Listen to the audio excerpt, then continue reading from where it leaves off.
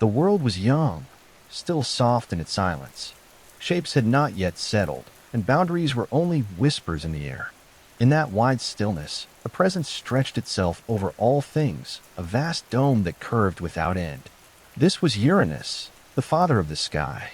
His body was endless blue, gentle yet powerful, and his breath was the quiet wind that moved through the emptiness. Below him, Earth was forming. Gaia's body spread with rich soil, deep caves, and mountains that rose like slow thoughts from her heart. She felt the weight of stillness and the ache of solitude.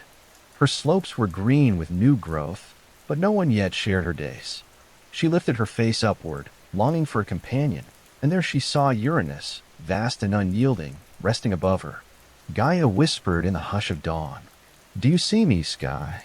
I carry forests, rivers, and stones, but I stand alone." Uranus, who had been only expanse and distance, lowered his voice like soft thunder rolling across the horizon. "I see you, Earth. Your valleys breathe warmth. Your peaks rise toward me. I will not leave you in silence." The first bond stirred. The sky leaned close to the earth, and the earth opened herself to the sky. The two touched, not in noise or fire, but in still embrace, and in that embrace life began to awaken. Stars glimmered faintly across Uranus's chest, tiny sparks forming in the dark blue of his body. They trembled, curious, as if waiting for their purpose. Gaia felt them and whispered, "Let them be children of the night. Let them shine over my hills and seas." Uranus's voice deepened with pride. "Then they shall belong to us both." Time passed in the gentlest of flows. From their union, great beings began to stir. The first were the Titans, tall and strong, their bodies carrying both the firmness of earth and the endless stretch of sky.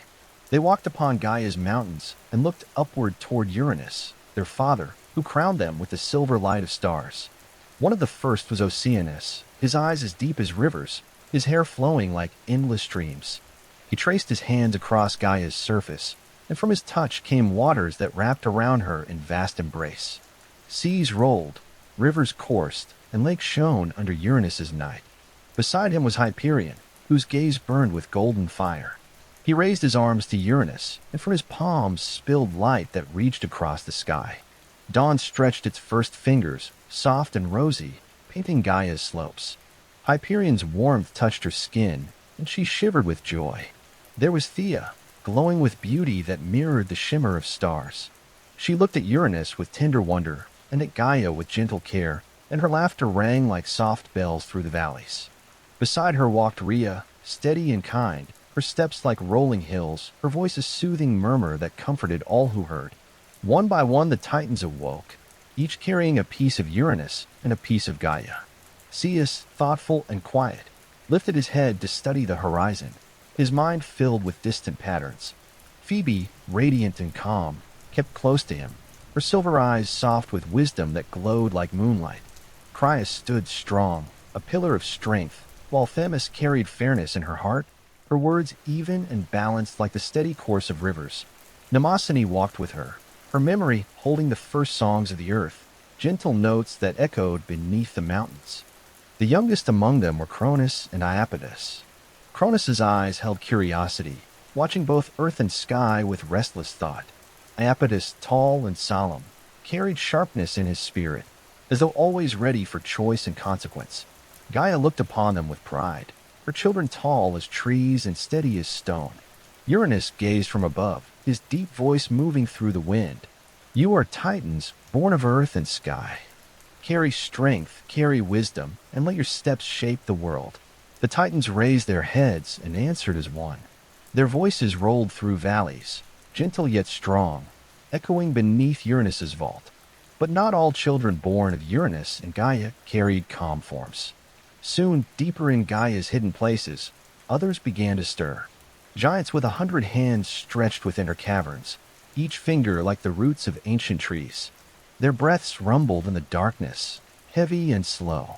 Alongside them, Cyclopes opened their single eyes, wide and blazing with fire. Their gaze was fierce, though their hearts beat with the same yearning as their Titan kin. Gaia felt their weight within her. She whispered to Uranus, her voice tender but weary, "These too are ours, Sky. Stronger, stranger, but still our children.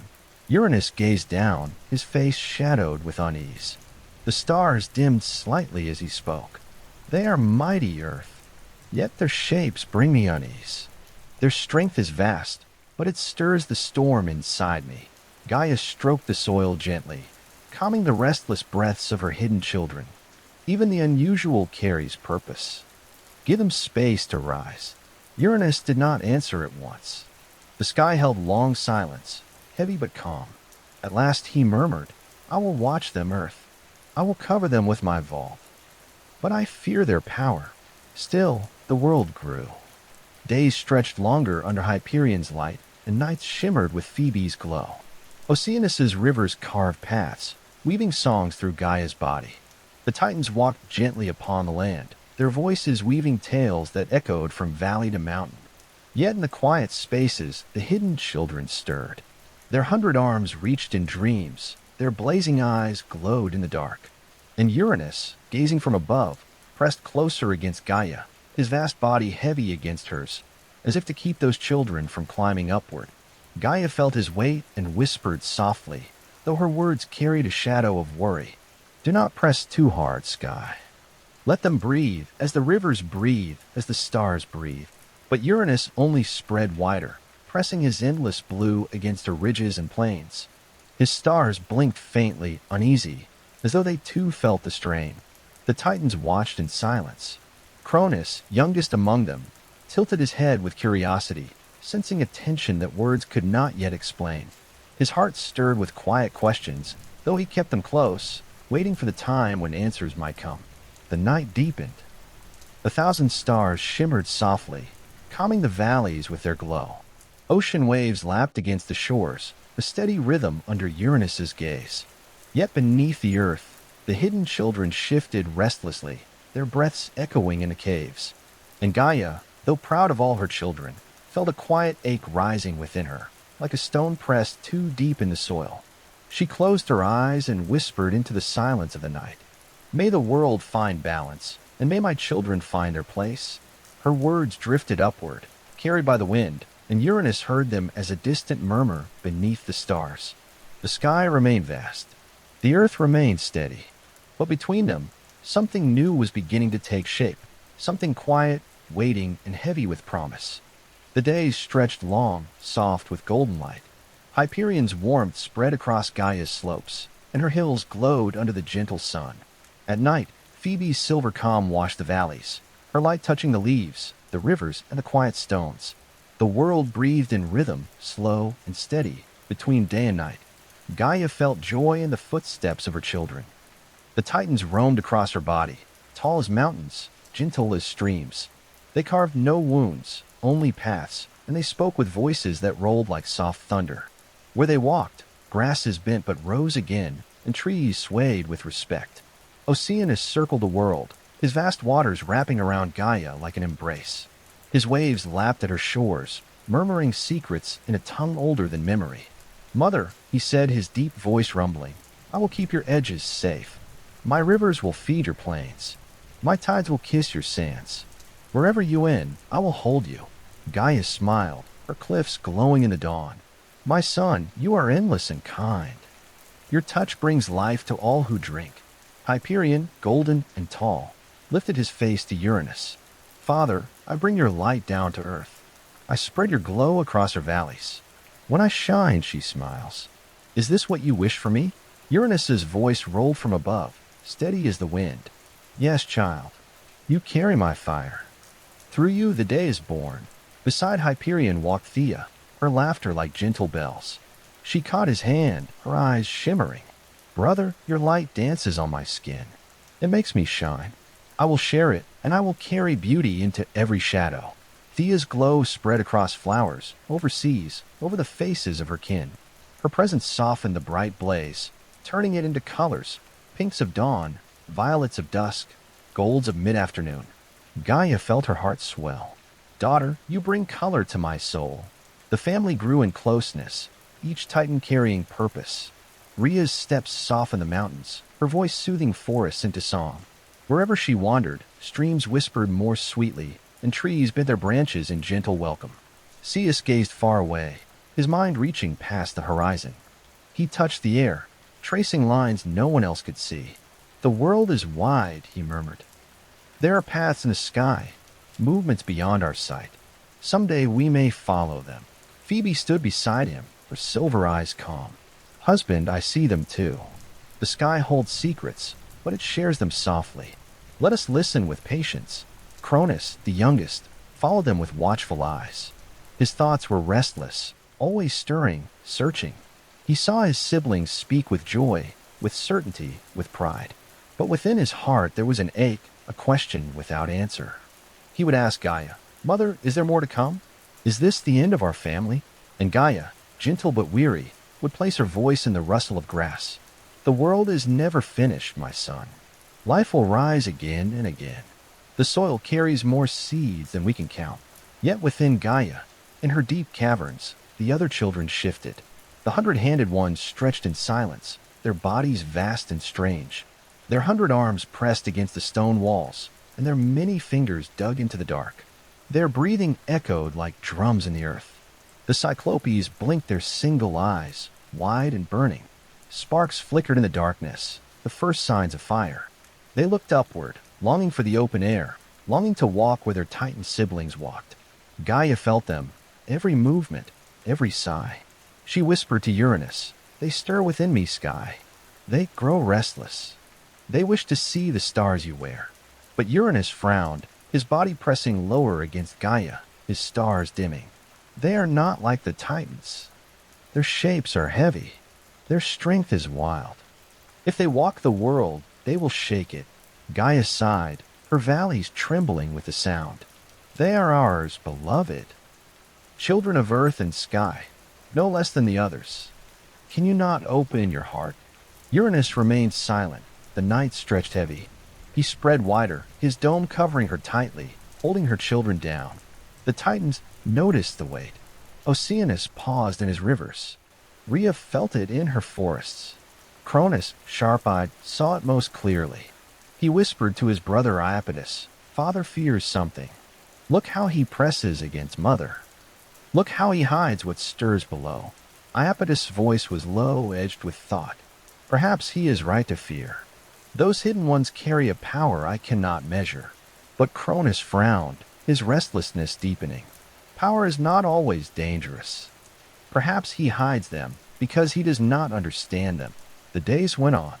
Hyperion's light shone. Phoebe's glow calmed.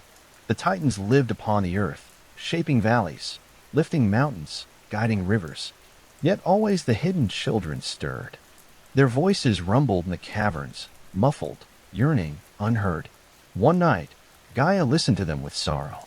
Her heart ached for the children pressed too tightly inside her. She turned her voice upward, soft as a breeze, but laced with grief. Uranus, my love, you cover me too heavily. You bind me, and you bind them. Let them rise. Give them space. Uranus's stars flickered, his voice slow and stern. No, Gaia. If they rise, they will bring ruin. The world is balanced now. I will not risk it. Gaia fell silent, though her silence was heavy with pain. The Titans felt it in their hearts. Rhea wept softly, her tears turning into springs that bubbled from the hills. Themis spoke no words, but her eyes dimmed with quiet sadness. Cronus walked alone, his steps echoing against the mountains. His mind was restless.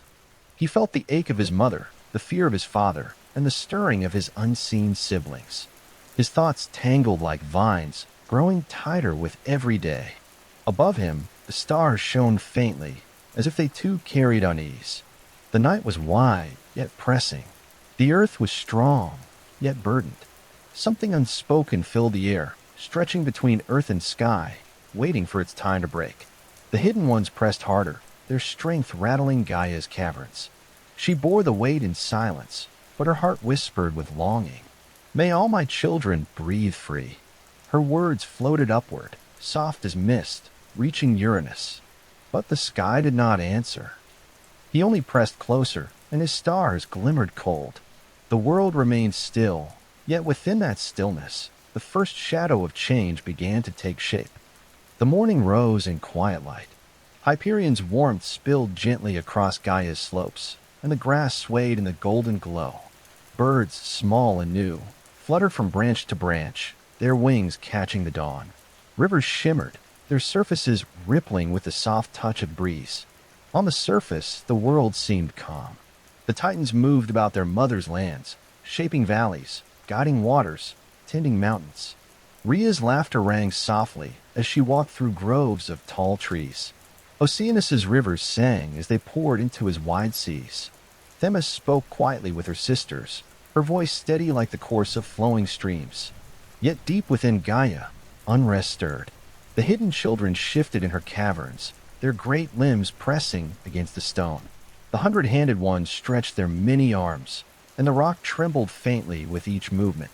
The Cyclopes blinked their single burning eyes, and sparks lit the shadows of the caves. Gaia felt every tremor, every sigh. She carried them all, the strong Titans above, and the heavy, restless children below. Her heart was wide with love, but burdened with weight. She whispered into the soil, speaking to herself as much as to them. My children, I feel your struggle. You are pressed too tightly, and your longing grows. But the sky does not understand. He presses upon me, upon you, keeping you bound. The voices of the hidden ones rumbled back, faint but filled with yearning. They had no words, only deep echoes, a chorus of desire for freedom. Gaia closed her eyes, her mountains quivering with the ache. Cronus, youngest of the Titans, felt the tremor in the hills. He pressed his ear to the ground, listening. Mother, I hear something beneath me. What stirs there? Gaia answered softly, her tone heavy with weariness. Your brothers, your sisters, children who have not yet seen the sky. They cry for release, but your father does not let them rise. Cronus frowned, his hand pressing against the soil. He felt the faint pulse of strength below. Why does father keep them hidden? Do they not belong to us? Gaia's voice trembled, her cliffs sighing. He fears them. Their power is great, their shape strange. He worries they will break the balance. So he presses against me, holding them down. And I, though I love them, must bear the weight. Cronus's eyes darkened with thought. He rose and walked across the fields, his steps quick. He looked up at the sky, wide and endless, and called, Father, why do you press so heavily upon Mother? Why do you bind what belongs to us? Uranus's deep voice rolled through the wind, slow and stern. You do not understand, child. Those who stir below carry danger. Their strength is too great, their fire too fierce. If they rise, they will bring ruin to the world. I keep them hidden for the safety of all. Cronus clenched his fists, his young spirit restless. But Mother suffers. Do you not see her sorrow? Do you not feel her burden? The stars above flickered faintly, but Uranus gave no gentler reply. His silence was heavy, and his presence pressed down harder. Gaia groaned quietly, her valleys trembling. Rhea rushed to her side, her face filled with worry. Mother, your voice is heavy. What weighs upon you so deeply? Gaia brushed her daughter's cheek with a breeze. Nothing, my child. Walk gently, sing softly, and let the earth be calm. But Rhea looked into her mother's hills and saw the sorrow there. She turned to her sisters, to Themis and Mnemosyne, and whispered, Mother suffers, though she hides it. Father presses too strongly. Something is not right. Themis, fair and steady, lifted her gaze to the sky. He believes he keeps balance. But balance is not pressed into silence. Balance is harmony. If one suffers, all will suffer. Mnemosyne, who held memories like a song, spoke with quiet sadness. I remember the first days when sky leaned gently upon earth, and their embrace was sweet. But now his weight grows heavy, and Mother's laughter has turned to sighs. The sisters fell silent, their voices blending with the soft winds that carried across the hills. Meanwhile, in the deep caverns, the hidden children grew stronger. The hundred-handed ones lifted their arms against the stone, shaking it with quiet force.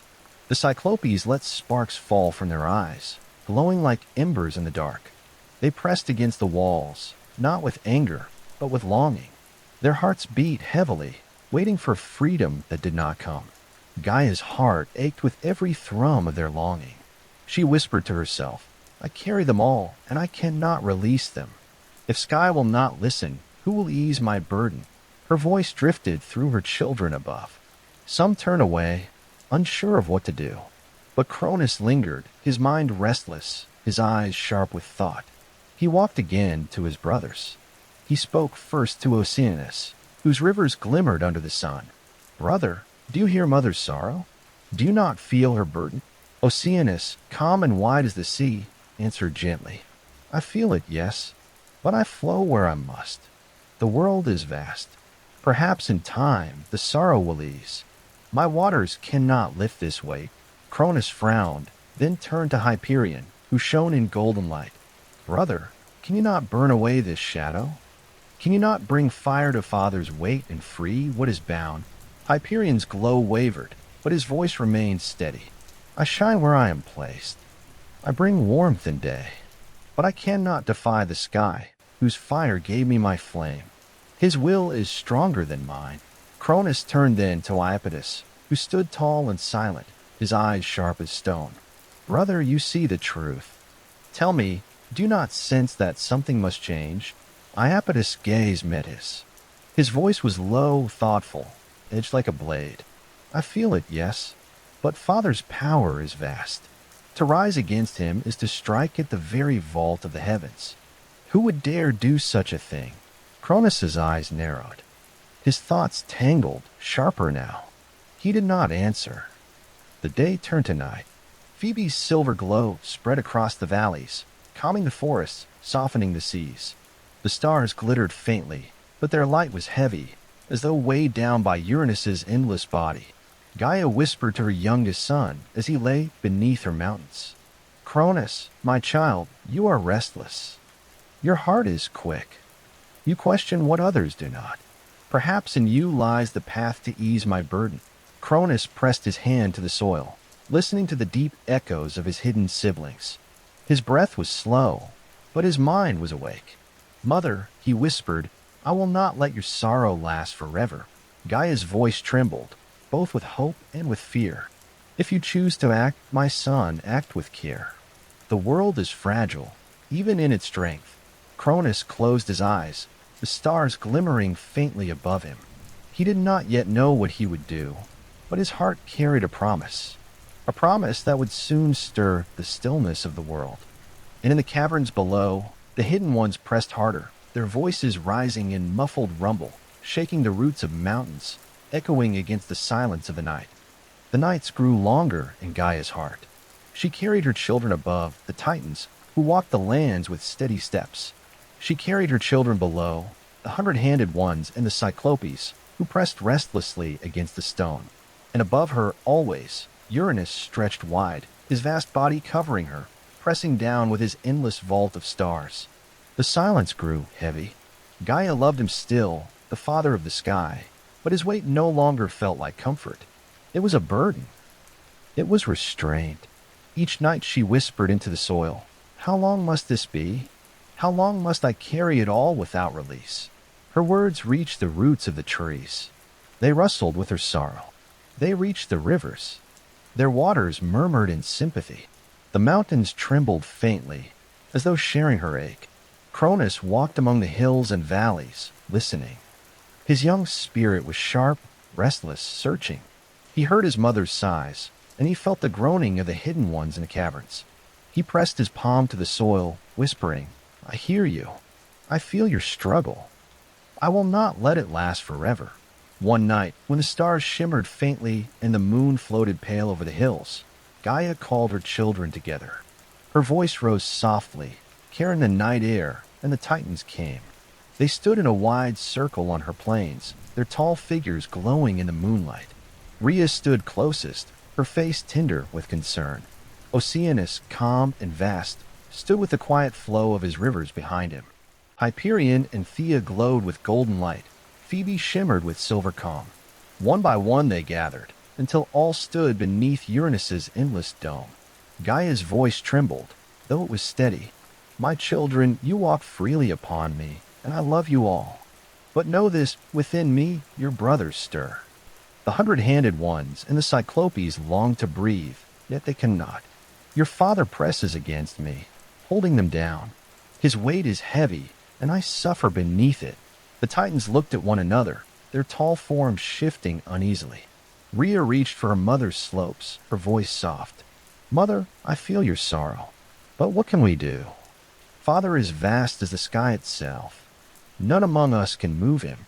Themis, fair and calm, spoke next. Perhaps he believes he acts in justice. Perhaps his fear guides him. Yet justice without mercy is no balance. It is only a shadow. Oceanus lifted his deep voice, his eyes as dark as the sea. Mother, I hear your plea, but I will not rise against the sky. His dome shelters my waters. His stars crown my tides. Without him, my rivers lose their shore. Hyperion's golden face turned upward. His voice was firm. He gave me fire, and I shine by his will. I cannot strike the hand that placed the sun in my grasp. Phoebe lowered her gaze, her silver eyes thoughtful. The sky is wide. It is to defy fate itself. I will not join such a path. One by one, most of the Titans shook their heads, their voices gentle but firm. They would not act against Uranus. His presence was too vast, his power too great. Gaia's sigh rolled like a low wind across the plains. Her sorrow deepened, but she did not falter. She spoke once more, her voice carrying a quiet strength. If none will aid me, then my burden will remain. But know this, children, the world is not meant for silence alone. Balance must come, even if it arrives by the hand of one. Her words drifted across them all. Most lower their heads, silent, unwilling. But Cronus, youngest of the Titans, stepped forward. His eyes burned with quiet fire, his voice firm though low. Mother, I will help you. The circle stirred. Rhea gasped softly, placing her hand to her lips. Oceanus's rivers stilled, their murmuring pausing in shock. Hyperion's golden light wavered. Phoebe's silver gaze sharpened. Cronus stood tall, though younger, though smaller. Father does not listen. He binds what should not be bound. He burdens you, though you have given him everything. If no one else will act, then I will. Show me how, and I will ease your sorrow. Gaia's valleys trembled, her cliffs shivering with emotion. She lowered her voice, heavy with love and warning. My son, your spirit is sharp. Your hand is strong. But know this, such a path is not gentle. To rise against the sky is to change the world forever. Cronus's gaze did not waver. Then let it change, for without change you will break. And I cannot watch you suffer. The other Titans watched in silence. Some shook their heads in sorrow, some in fear. Rhea's eyes filled with tears, but she said nothing. Themis's lips tightened, though she did not speak. Iapetus, quiet and sharp-eyed, narrowed his gaze, but remained still. Gaia, moved by her son's resolve, began to shape her plan. Deep within her body, she gathered the strength of stone and the edge of the mountain. She pressed her will into the soil, forming a tool of sharpness, a blade carved not by hand but by her very essence. It gleamed with the power of earth itself, a curve of unyielding stone, cold and bright beneath the moonlight. When it was ready, she lifted it from the soil and placed it before Cronus. Her voice trembled as she spoke. Take this, my son, a sickle born of earth. Its edge is keen, its strength endless. With it, you may sever the bond that binds me. With it, you may end my suffering. The Titans gasped softly, their voices murmuring like wind in tall grass. None moved forward, none reached for the blade. But Cronus stepped to it without pause. His hand wrapped around the stone, its weight steady, its edge glowing faintly under Phoebe's moon. He lifted it, testing its strength, and it did not bend. His eyes narrowed, and his breath slowed. He held it as though it were a part of him, an extension of his will. Gaia's voice brushed against him, soft as a breeze. Cronus, do not act in haste. Choose your moment with care. When sky leans closest to me, when he lies heavy upon my body, then strikes. Only then will the world shift. Cronus bowed his head. I will wait, mother. And when the time comes, I will not falter. The circle of titans fell into silence. The night stretched wide above them. Uranus's stars shone faintly, unaware of the plan forming beneath him.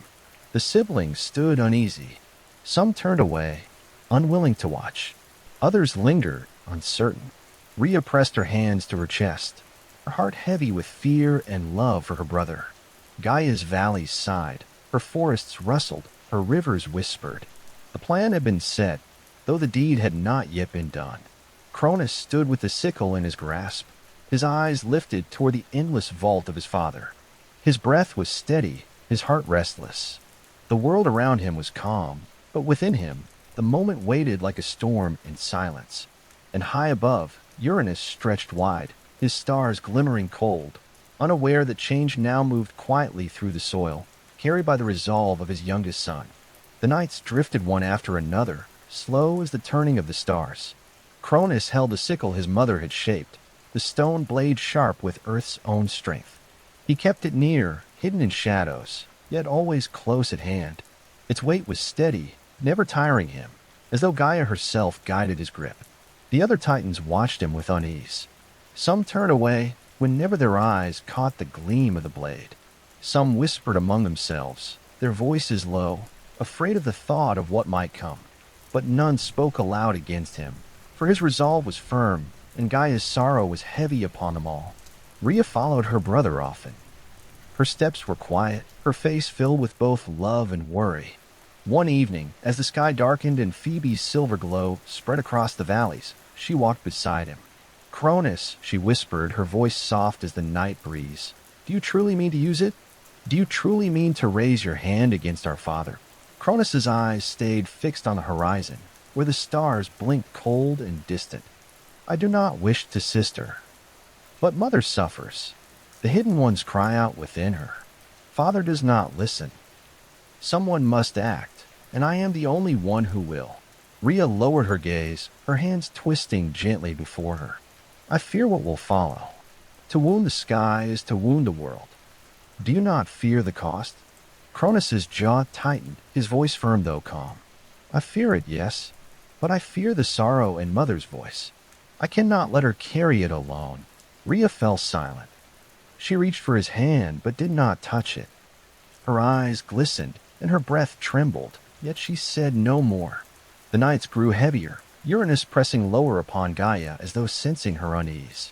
His stars blinked faintly, his vast body stretching close against her hills and mountains. The weight deepened, and the caverns within Gaia groaned with the shifting of her hidden children. Gaia whispered to Cronus in the rustle of leaves, in the sigh of rivers, in the tremble of stone. "Wait, my son. Do not rush. The moment will come when he lies closest, when his weight is greatest. Then, and only then, lift the sickle." Cronus obeyed. He waited, his breath steady, though his spirit stirred with restless fire. He watched the skies each night, his gaze sharp, his hand never far from the blade. The other titans carried on their lives, though unease lingered in their hearts. Oceanus let his rivers flow, their voices murmuring of uncertainty. Hyperion spread his golden light each day, but his flame burned with a shadow of doubt. Phoebe's glow at night was calm, yet her silver eyes often turned toward Cronus, watching him with quiet worry. Themis spoke softly to her sisters. "Justice must find its way. Perhaps it comes from Cronus's hand. Perhaps it does not. But silence cannot last forever." Mnemosyne, keeper of memory, closed her eyes and whispered, "I remember the laughter of our first days. I pray we may hear it again. Even if the path there is heavy." The world held its breath, waiting, though the rivers flowed and the forests whispered as before. The hidden children pressed harder against Gaia's caverns, their 100 arms straining, their burning eyes glowing brighter in the dark. They could not yet break free, but their strength shook the roots of the mountains. Gaia bore it all, her love endless, her patience steady, but her sorrow deep. She whispered to Cronus as the nights stretched long. "Be ready, my son. Soon the moment will come. Soon the sky will press too close, and then you must act." Cronus listened, his hand steady on the sickle. His heart beat slowly, yet each beat carried weight. He thought of his siblings above, of the rivers and forests, of the light and shadow.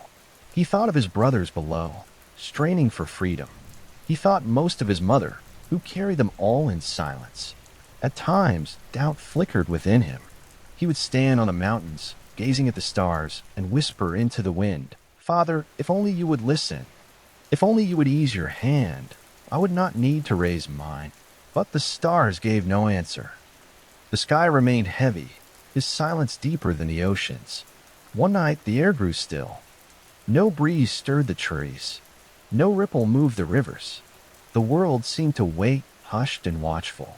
Above, Uranus spread lower than before, his body pressing close, his stars glimmering cold and dim. He lay heavy upon Gaia, so near that the mountains trembled beneath his weight. Gaia's voice rose, soft but firm, echoing through the soil into Cronus's heart. "Now, my son, the moment has come." Cronus stood, his breath calm though his spirit blazed within. He gripped the sickle, its stone edge shining faintly in Phoebe's light. The night around him seemed to still, every sound fading into silence. His siblings watched, some from near, some from far. Rhea pressed her hands to her chest, her heart pounding. Themis closed her eyes, her lips moving in a silent prayer. Oceanus's rivers hushed, their murmurs ceasing. Hyperion's light dimmed in sorrow. Phoebe's silver glow trembled faintly, though she did not look away. Cronus lifted the sickle high. His eyes were fixed on the vast dome of Uranus, his father, who leaned close, unknowing. The young Titan's voice was low, steady, almost a whisper. "For mother. For freedom." The world seemed to draw in its breath. The stars blinked, the rivers froze, the forest stilled. And Cronus, with a steady hand, moved toward the moment that would change the world forever. The stillness of that night was unlike any before. The stars seemed to pause in their shining, as if holding back their breath. The rivers hushed, their ripples frozen in silver light. Even the trees, swaying gently through endless ages, grew silent, their leaves unmoving in the air. Cronus stood in the quiet, the sickle in his hand. Its stone edge glimmered faintly, catching the soft glow of Phoebe's watchful light. His heart beat slowly, steady and sure, yet each pulse felt vast, as though echoing through the mountains themselves. Above, Uranus lay close upon Gaia, his body spread wide, heavy and unyielding. His stars blinked faintly, their once proud glow dim, as though he drifted in some distant thought, unaware of what stirred below. Gaia's whisper moved through the soil, soft and sorrowful, reaching the ear of her son. "Now, Cronus, now, my child, act, and the weight will be lifted. Be steady, be gentle, for all things will change." Cronus breathed deeply, his gaze never leaving the dome of the sky. His voice was low, a whisper meant only for the earth and the stars. "Mother, I do this for you. I do this for those who long to be free." He raised the sickle. Its curve gleamed, a crescent of stone shaped by love and pain. His hand did not tremble. His eyes held no hatred, only resolve, firm and steady, like the roots of a mountain. The blade moved through the air, quiet as falling dew. No clash rang out, no harsh cry followed. Only a soft shiver passed through the heavens, like the sigh of a long-forgotten wind. The cut was made, not loud, not violent, but deep enough to change the bond between earth and sky. Uranus stirred. His stars quivered, their light flickering, as if waking from a long dream. A groan spread through the dome of night, low and endless, rolling across the valleys and seas. Yet it was not a roar of anger, but a sound of surprise, of sorrow, as though the vast sky had never imagined such a touch could come. The sickle in Cronus's hand was wet with starlight, drops shining like molten silver. They fell to the ground, scattering across the soil, each one glowing where it landed. Some slipped into the sea, and there they would give rise to wonders yet unknown. Uranus's voice moved across the heavens, not sharp, but slow and heavy, like a storm still far away. "My son, you have struck me."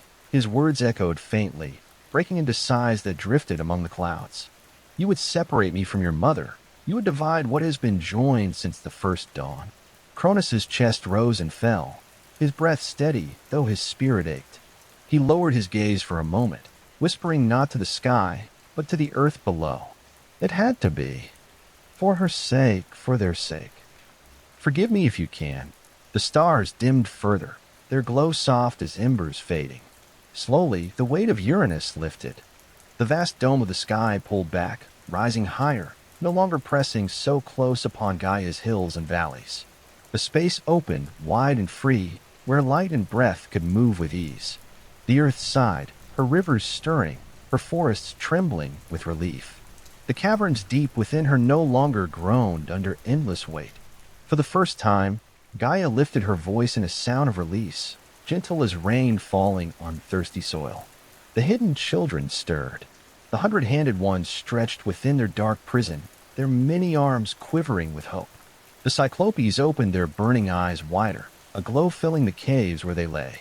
They felt the weight ease, though they were not yet free, and they whispered in voices deep as thunder, "Change has come. The bonds may break." The titans above watched in silence. Rhea pressed her hands to her mouth, her breath quick and trembling. Themis bowed her head, whispering softly, "Justice has found its mark." Phoebe's silver light flickered gently, her calm face filled with quiet. Oceanus let his waters flow in ripples of wonder, carrying the memory of that moment into every stream and wave. Cronus lowered the sickle at last. His hand did not shake, though his spirit felt heavy, as though he had carried both sorrow and duty in one act.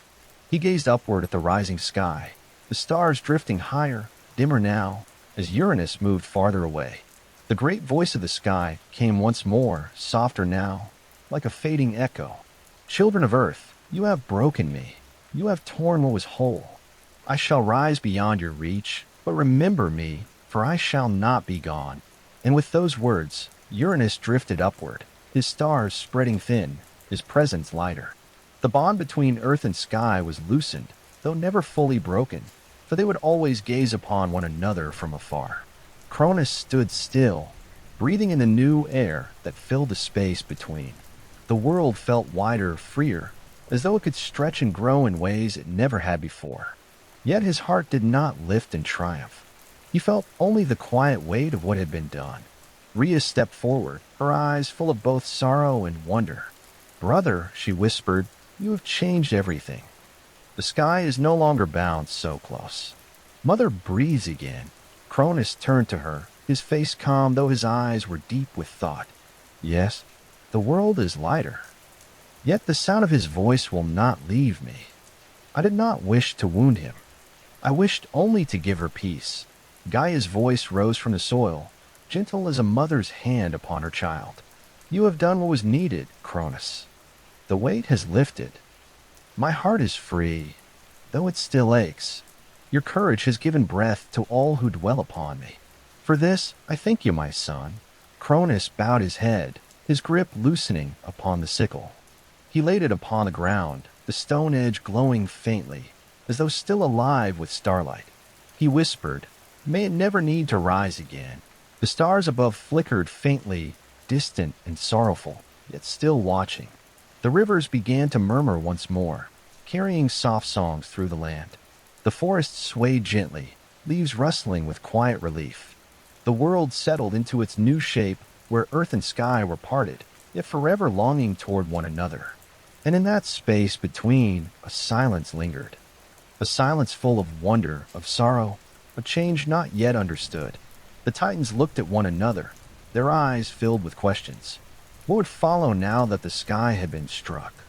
What paths would open in the wide space above? Cronus did not answer. He only gazed at the horizon, where the stars faded and the first light of dawn began to rise. The dawn came quietly after the night of change. Soft light spread over the valleys, brushing the mountains in pale gold. The rivers shimmered as though they carried fragments of stars. The forest swayed slowly, each tree bending with a sound like a sigh of relief. Gaia breathed deeply, her voice moving through roots and soil.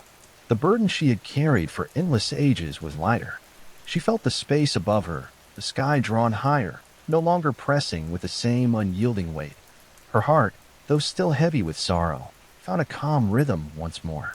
Cronus stood upon a rise, watching the horizon. The sickle lay at his side, its edge dim, no longer burning with starlight. His eyes were steady, but his spirit was restless. He could not forget the sound of his father's voice. In the distance, the stars shimmered faintly, spread wide across the heavens. Their light flickered like breath struggling to remain. Slowly, a deep murmur rose, not sharp, not thunderous, but low like the endless roll of the sea. It was Uranus. His voice stretched across the skies, filling the space between heaven and earth. It was sorrowful, yet calm, touched with the weight of knowing what must come. Children of earth, his voice echoed, you have separated me from your mother. The bond is broken, yet it cannot be undone. I will rise higher, and the heavens will drift far above. You will look upon me, but you will not touch me again. The Titans listened, their faces lifted toward the stars. Some felt sorrow stir within them. Some felt awe at the vastness of their father's words. Rhea clutched her hands together, her eyes glistening, heart torn between love for her brother and pity for her father. Uranus's voice grew steadier, carrying a tone that felt older than time. Cronus, my son, you have lifted the blade. You have struck your father. You believe you are free, yet you shall know the weight of what you have done. For as you have risen against me, so shall another rise against you. The words spread like a wind through the Titans. They stirred the air, touched the waters, brushed the leaves of the forests. Each syllable settled deep in their hearts, heavy as stone. Cronus lifted his gaze to the sky.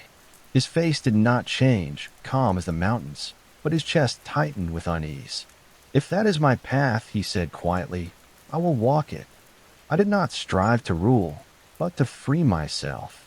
If sorrow follows, I will bear it. Uranus's stars glimmered faintly, as though hearing his words. The voice rolled again, soft but certain. You speak of freedom, yet you shall sit upon the throne of time. You shall be king among your kind, yet your fear will chain you. For you will remember me, and you will wait for the hand that shall one day strike as you have struck. The Titans looked toward Cronus. None spoke, yet their eyes carried questions. Would he truly rule them? Would their father's prophecy come to pass? Gaia's voice rose gently, like the murmur of roots beneath the earth. Do not tremble, my children. What is spoken will unfold as it must.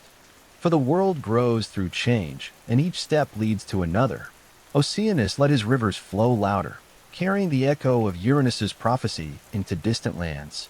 The waters whispered, as he has struck, so he shall be struck.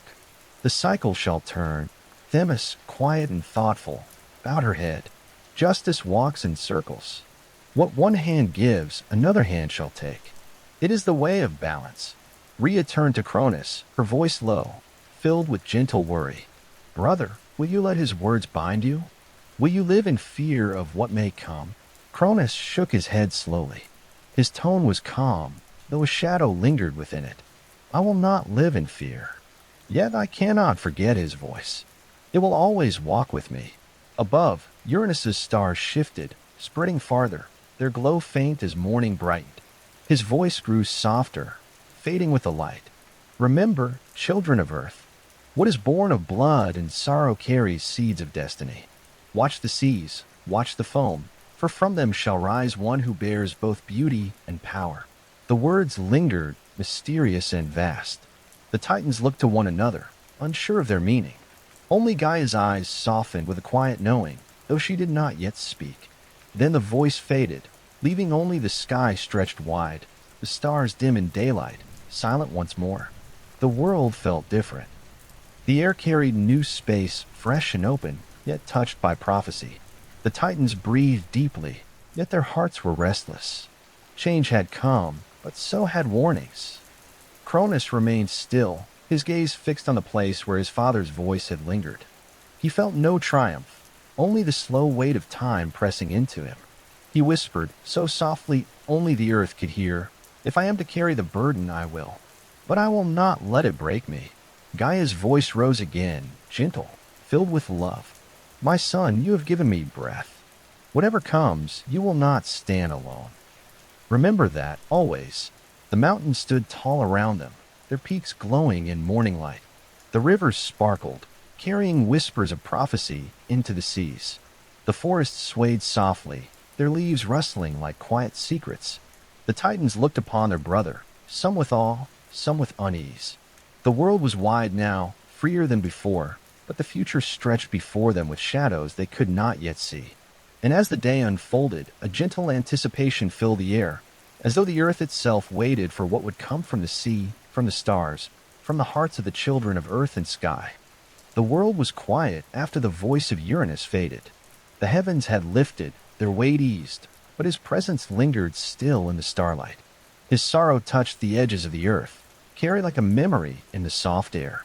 Cronus set the sickle down upon the ground and stepped back. His chest rose and fell, his breath steady, though his spirit carried the weight of what had been done.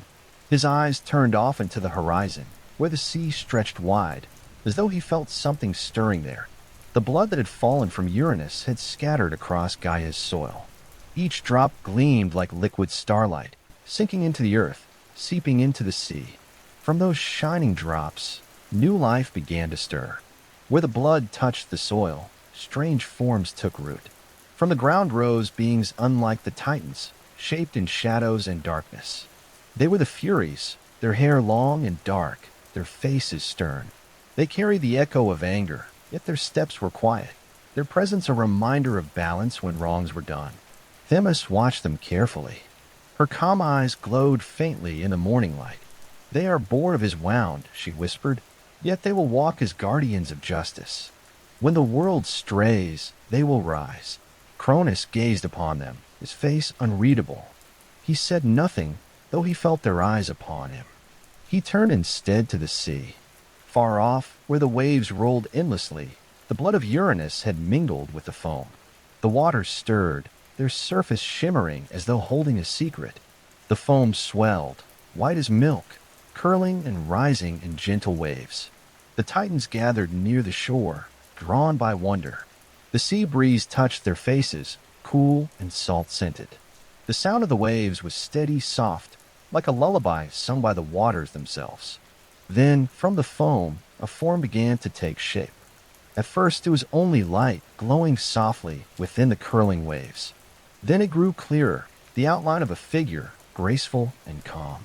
Slowly she stepped forth, her feet brushing the foam, her body shining with a glow not of earth, not of stone, but of pure beauty. Her hair flowed long, like golden rivers touched with sunlight. Her eyes held the calm of the sea, endless yet gentle. Her skin glowed faintly, as though kissed by starlight. She was Aphrodite, born of the sea, born of sorrow and wonder, yet carrying within her the power of love and desire. The sea hushed as she rose. The waves stilled, their endless roll pausing in reverence. The foam curled gently around her feet, cradling her as though she were its child. The Titans watched in silence. None spoke, for words seemed small before her presence. Even Cronus, strong and steady, felt his breath catch in his chest. Rhea's hands loosened from their tight clasp, her face softening, her eyes wide with wonder.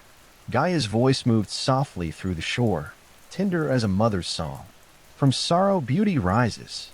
From the wound a gift blooms. She will walk among gods and mortals, carrying a power greater than stone or flame. Aphrodite's gaze turned upon them, calm, serene, filled with warmth. She did not speak, yet her presence was like a gentle embrace, reaching into each heart. The air itself seemed softer around her, touched with fragrance, touched with calm.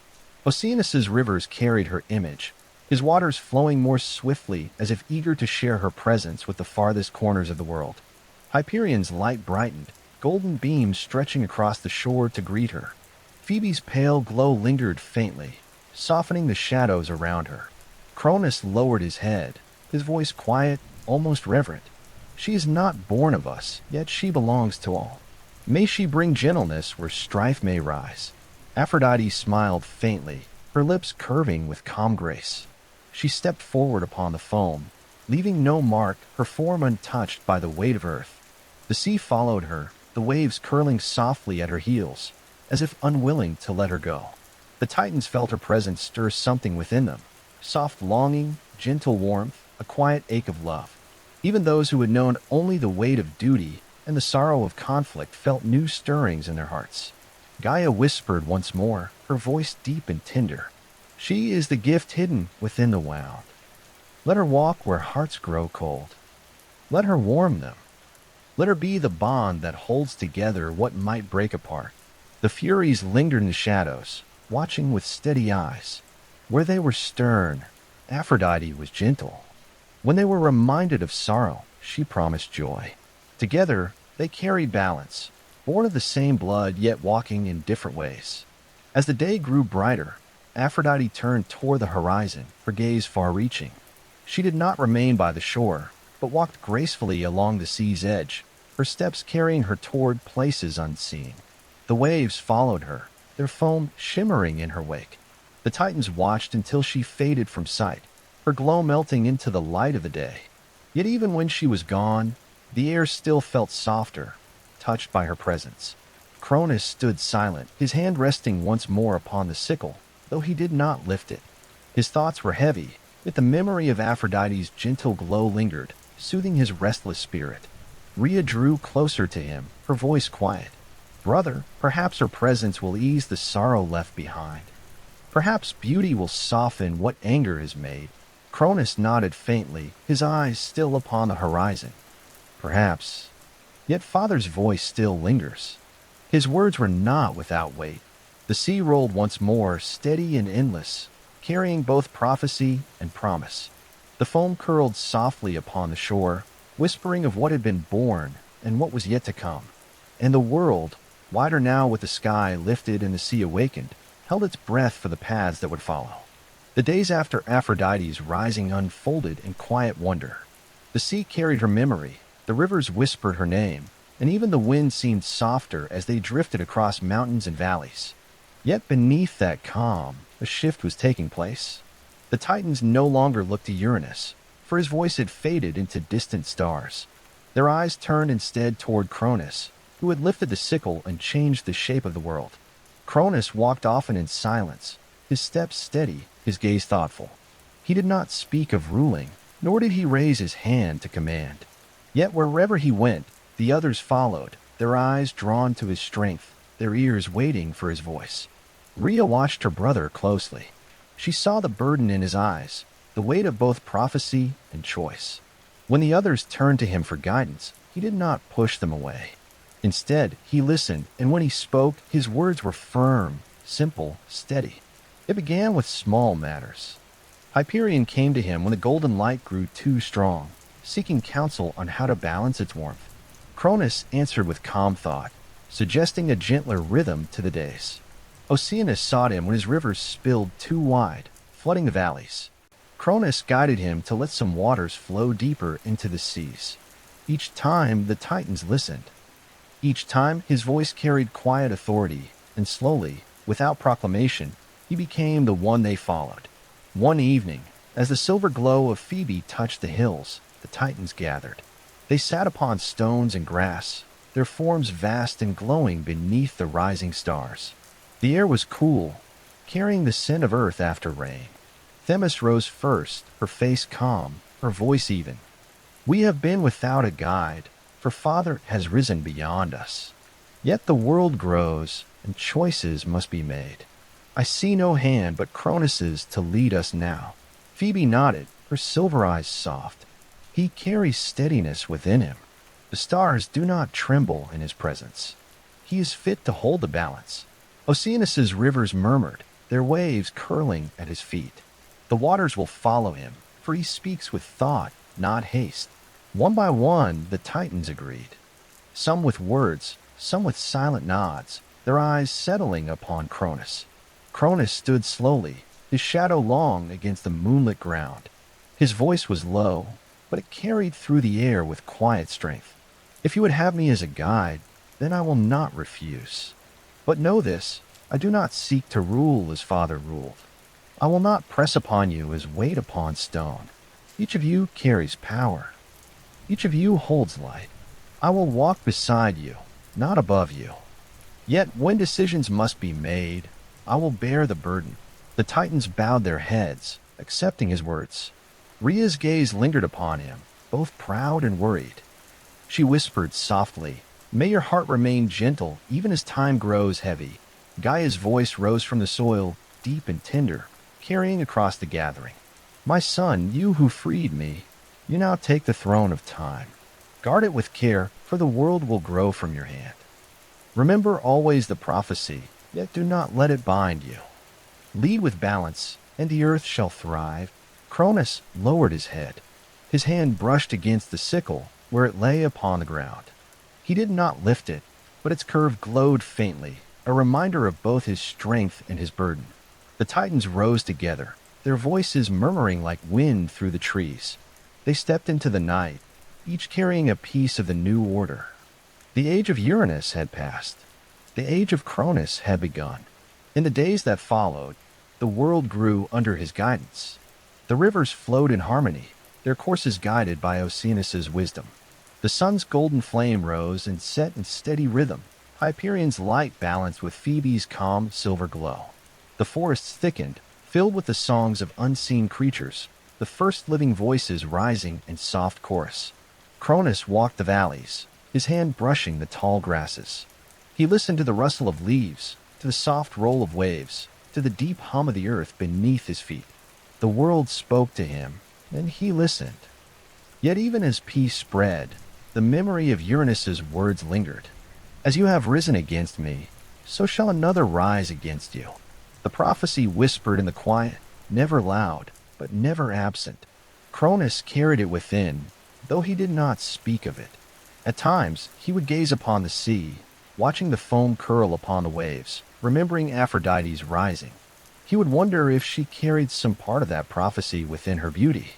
At other times, he would look upon his siblings and wonder if among them lay the hand that would one day turn against him. But he kept these thoughts close. To the others, he was steady, calm, a leader whose presence soothed their worries. He bore his unease as one bears the weight of a mountain, quietly, without complaint. Rhea remained near him. She spoke with him often in the soft hours of dusk, when the air grew cool and shadows stretched long. She reminded him of gentleness, of the need for warmth as well as strength. Cronus listened, his heart eased by her words, though the shadow of prophecy never fully lifted. Thus the world entered a new rhythm, the age of the Titans. Time moved with steady flow, carried by Cronus's hand. The earth grew, the seas widened, the sky lifted higher, its stars distant yet watchful. And in the quiet space between, a sense of wonder lingered. For though peace reigned, the seeds of change had already been sown, hidden in prophecy, waiting for the day they would stir. The new age unfolded with the calm of morning light. The heavens glowed clear, the rivers wound their silver paths, and forests thickened with soft whispers of life. Cronus guided the turning of time, and under his hand, the world entered a season of peace. It was said that in those days, the earth knew no sorrow. The soil yielded fruit without toil, and the trees bent easily with sweetness. Rivers gave their waters freely, cool and gentle, nourishing valleys wide and green. Even the winds carried kindness, rustling through branches like a soft lullaby. The Titans moved through this abundance with grace. Hyperion walked the skies, his golden flame steady, never burning too fiercely. Selene drifted beside him, her silver glow softening his light. Oceanus flowed endlessly, his rivers weaving songs across the land. Themis shaped laws, though they were unwritten, for harmony came naturally to all. Mortals had not yet been born, but whispers of their coming lingered in the breath of Gaia, in the stirring soil, in the pulse of the seas. The world seemed to wait, as though holding its breath for what would someday awaken. Cronus sat often upon high hills, where he could see the expanse of his domain. His eyes traced the curve of rivers, the flight of birds, the endless stretch of sky above. He felt the peace of what he had shaped, yet within him lay a weight he could not set aside. He remembered the words of Uranus, spoken with final breath. As you have risen against me, so shall another rise against you. The prophecy whispered to him still.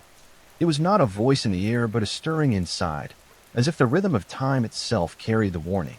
When Cronus lay upon the grass, gazing at the stars, he wondered, would it be one of his siblings who would rise against him? Or would it be a child yet unborn, carrying within them the strength to topple what he had built? Rhea often found him in such moments. She would sit beside him, her hands resting lightly on the earth, her eyes soft with quiet thought. You carry shadows in your gaze, she said one night, when the stars burned silver above them. Cronus turned his head, his voice low. I still hear Father's words. They cling to me as vines to stone. I wonder who it is that will rise and when. Ria's hand touched his. Her voice was calm, steady, like the rhythm of the earth itself. Do not let fear guide you. The prophecy may yet be distant. The world is young, and it thrives beneath your care. Trust the life that grows. Cronus listened, his heart eased by her nearness, yet the unease did not vanish. It lingered, quiet but insistent, like a faint tremor beneath the soil. In the Golden Age, the Titans gathered often to share in peace. They sang songs that echoed like soft winds through the valleys. They danced upon a grass, their steps light, their laughter carrying gently through the air. Even the mountains seemed to join, their peaks glowing softly under the moon. Prometheus, though not yet known for his later deeds, sat near the rivers and watched the world with curious eyes. He studied the flow of waters, the patterns of stars, the way fire sparked when stones struck together. Quietly, he learned, though he spoke little. Epimetheus lingered beside him, less thoughtful, yet filled with wonder at every sight. He touched the leaves, marveled at the shells by the sea, and laughed at the play of shadows. The brothers, though young in spirit, carried a sense of something yet to come. Cronus saw them and felt both pride and unease. For though they were gentle, he knew that from such sparks might rise flames unseen. As seasons passed, the peace of the Golden Age spread across every corner of the earth. Flowers bloomed endlessly, their colors soft yet bright. Birds filled the skies with song, their notes gentle as morning rain. The air itself seemed lighter, touched by calm. Yet prophecy never rests. It lies hidden, waiting, even in times of joy. And though Cronus did not yet know when the shadow would stir, he felt it close. One evening, as the sun dipped behind the western waves, he sat beside Rhea once more. The horizon glowed with soft fire, the sea shimmering gold. "Do you believe," he asked quietly, "that peace can last forever?" Rhea turned her eyes to the sea. Her voice was slow, thoughtful. "Peace is like the tide. It comes, it lingers, but it must also shift. Yet when it shifts, it makes way for new rhythms, new songs. Do not fear its change, Cronus. Guide it instead." Her words lingered with him, soft and steady. And though he could not let go of the prophecy, he felt, for a moment, the comfort of her presence. The golden rain continued, each day a mirror of calm. Yet beneath its still surface, the wheel of time turned, carrying within it the quiet certainty that change would come. And in the heart of Cronus, the question grew stronger. When the day arrived, would he be ready? The evenings in the age of the Titans grew long and soft, stretching across valleys bathed in golden light or silvery moonbeams. Cronus and Rhea often walked together during these quiet hours, their steps lit against the moss-covered stones. The wind carried the scent of the forests, fresh pine, damp earth, and the faint sweetness of unseen blossoms. Even the rivers, flowing endlessly through the valleys, seemed to murmur in gentle cadence to their movements. Cronus rarely spoke first. His gaze often drifted to the horizon, where the sky met the mountains, or to the distant glimmer of the sea. Yet Rhea's presence brought a quiet warmth to him, easing the restlessness he felt beneath the surface. "Do you ever tire of this stillness?" Rhea asked one evening, her voice soft, barely louder than the sigh of a breeze through the leaves. Cronus shook his head slowly. "No. Stillness brings clarity. It allows me to see the world as it truly is, free from weight, from fear, from shadows pressing close." He paused, then added quietly, "Yet even in calm, a question lingers." Rhea tilted her head, her hair catching the moonlight like strands of silver. "What question?" Cronus took a deep breath, letting the rhythm of the earth beneath his feet steady him. "The prophecy. Father's words. They did not end with his departure. He spoke of another who would rise against me. I cannot tell if it will be one of our children, or someone beyond our sight. But the thought, it lingers." Rhea reached for his hand, her touch gentle, grounding. "Cronus, do not let it shadow your heart. We cannot live in fear of what may come. The world itself is alive, and life will unfold as it must. We can guide it, yes, but we cannot see all the ends before they arrive." Cronus squeezed her hand, feeling the warmth of her presence seep into him. "You speak with wisdom, as always." Yet the unease persists, soft as a murmur beneath a stream. I feel it even in times of peace. They continued their walk, stepping along the gentle slopes of hills covered in wildflowers and grass. The petals brushed against their legs, soft and cool, and the air was alive with the scent of rain from earlier showers. The stars above began to blink into life, one by one, casting faint silver reflections across the rivers below. Rhea paused, looking at Cronus with quiet understanding. Then let us prepare not out of fear, but out of care. For the children we may have, for the world we shape, we can nurture what comes with love and guidance. Cronus nodded. A small smile brushed his lips, though his eyes remained thoughtful. Yes, you are always steady when my thoughts wander into shadow. It is your presence that reminds me there is more than prophecy in the world. There is life, there is hope, there is care.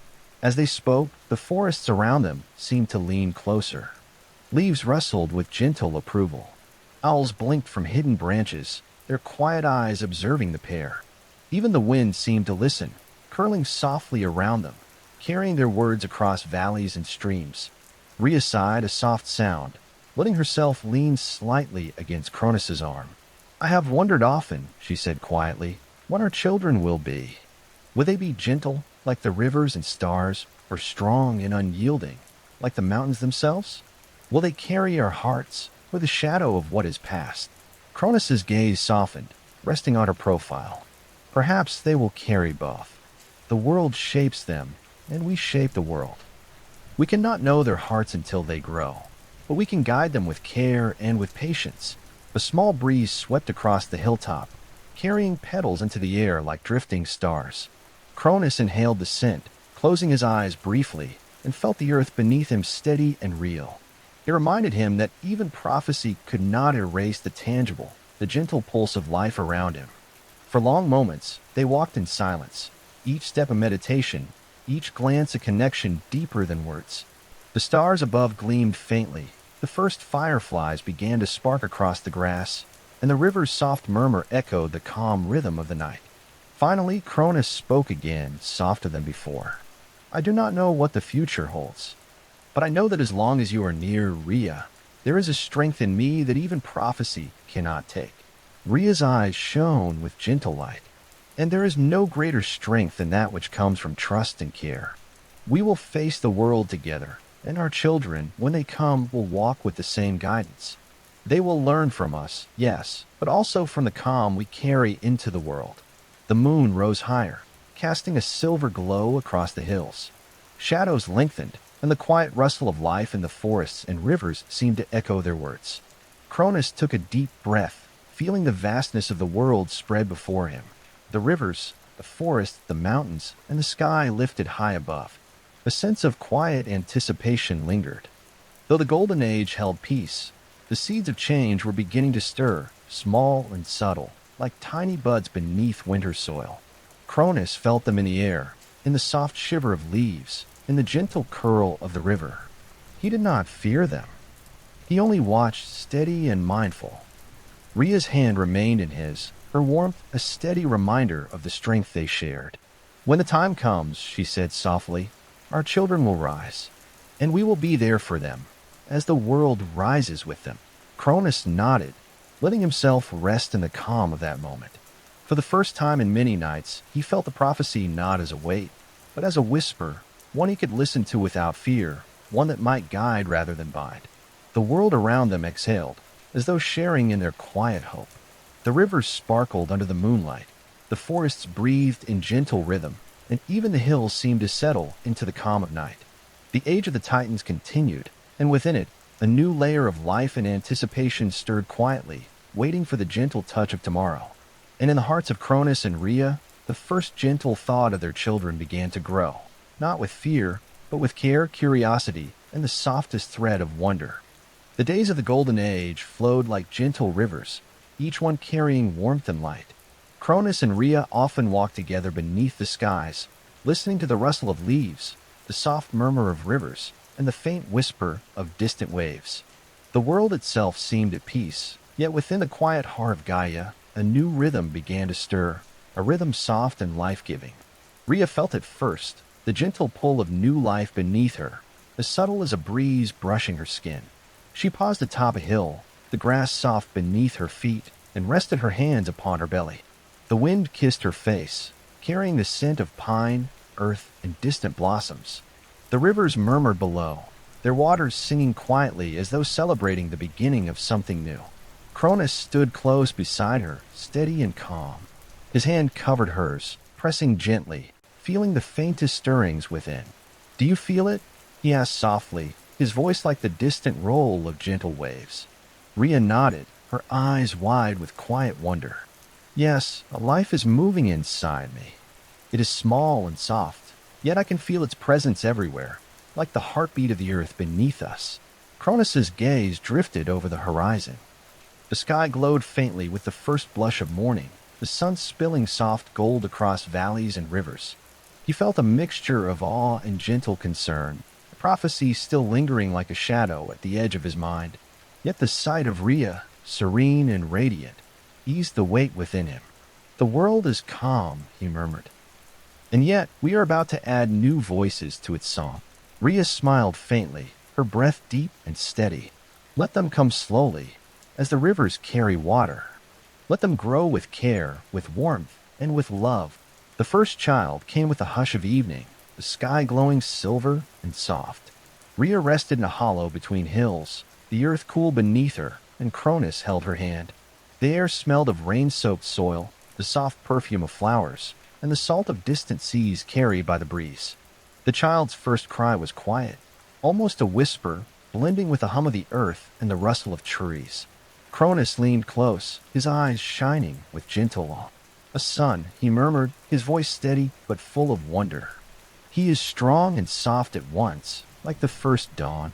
Rhea cradled the child against her, feeling warmth radiate into her arms. "Hestia," she whispered, "our first, she shall carry the calm of home, the warmth of hearth and heart." The Titans gathered quietly around, their presence gentle and reverent. Hyperion's golden light softened, Phoebe's silver glow mingled with it, and Oceanus's river shimmered in reflection. Even the forests seemed to lean closer, their leaves brushing softly against one another in a sound like applause. As the days passed, Rhea rested while Cronus walked beside her. The child grew in strength with each heartbeat, her eyes opening slowly to the soft light of the world. The earth seemed to cradle her, and every small sound, wind, water, leaves, was like a lullaby. Then came the second child, quiet and gentle, yet filled with the pulse of life. Cronus held Rhea's hand once more, feeling the small movements beneath her palm. "A son," he said softly. "He will be steadfast, like the mountains, yet gentle in his steps." Rhea smiled faintly, brushing her hair from her face. "Poseidon," she whispered, naming the child for the strength of water, the endless flow of rivers, and the calm of the deep seas. Each child brought with him new threads of life into the Golden Age. As Rhea's belly grew and the children came into the world, Cronus's hands were always steady, his presence constant. He marveled at the softness of their fingers, the tiny rise and fall of their chests, the warmth of life so new and delicate. Yet even in these quiet moments, the whisper of prophecy lingered. Cronus could feel it beneath the calm, like the faint shiver of a breeze before a distant storm. He wondered whether these children, so small and tender, might one day carry the power to change everything he had built. He spoke little of it aloud, for fear would unsettle the peace of these days. Instead, he watched, he guided, and he learned to walk gently with life growing in his hands. The forests whispered lessons in patience, the rivers murmured lessons in resilience, and the wind sang the rhythm of time. One night, as the silver glow of Phoebe spread across the hills, Cronus held both children in his arms, feeling their warmth pressed close. Rhea rested beside him, her head on his shoulder, and the world seemed to breathe in quiet harmony. "They are ours," he whispered, more to himself than to her. "And yet they are more than ours. They are the world, the rivers, the skies, and perhaps the prophecy itself." Rhea nodded softly, her eyes heavy with gentle thought. "Let them grow slowly, Cronus. Let them feel the calm of the world, the patience of the earth, and the gentle care of their parents. They will be strong, but not yet. Not until the time comes." And so, under the soft light of the moon, The first children of Cronus and Rhea rested in the arms of their parents. The forest swayed softly, the rivers whispered gently, and even the hills seemed to cradle the small lives growing in safety. The Golden Age continued, touched now with the quiet wonder of new beginnings, and the gentle hint of the prophecy that waited silently, unseen, for the unfolding of time. The air carried the softest sense of anticipation, not harsh or frightening, but like the hush before the first note of a lullaby. The world seemed to pause, listening to the small breaths of life, knowing that these children, so gentle and soft, would one day shape the course of all that was yet to come. The world remained calm under the Golden Age. The rivers flowed in gentle harmony, the forests whispered softly with life, and the mountains glowed faintly in the warm sunlight. Yet even amidst this quiet, a subtle shift stirred in Cronus's heart. Each child that Rhea bore brought joy and wonder, their small lives illuminating the world like newly risen stars. Hestia, gentle and serene, carried warmth in her every breath. Poseidon, strong yet calm, seemed already to hold the rhythm of the seas within him. The earth itself seemed to rejoice at their presence, leaves brushing softly against one another, and the wind carrying their laughter in gentle arcs. Cronus watched them often, his hands resting lightly on the soft curve of Rhea's belly or upon the small shoulders of his children.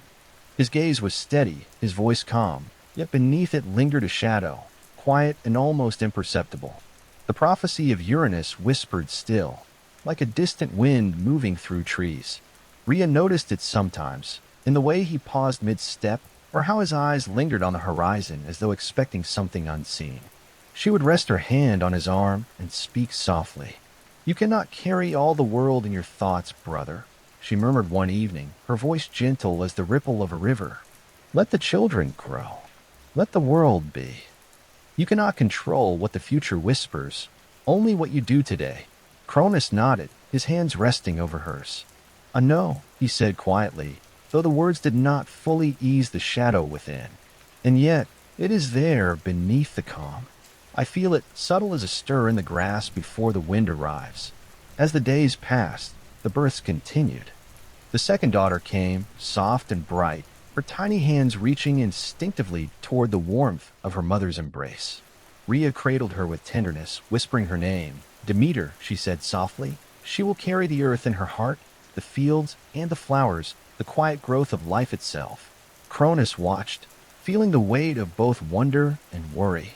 The prophecy seemed to twist faintly in his thoughts, each child a reminder of the promise that one day someone would rise against him. Yet each child also brought joy beyond measure, a soft light that soothed even the faintest shadow of fear.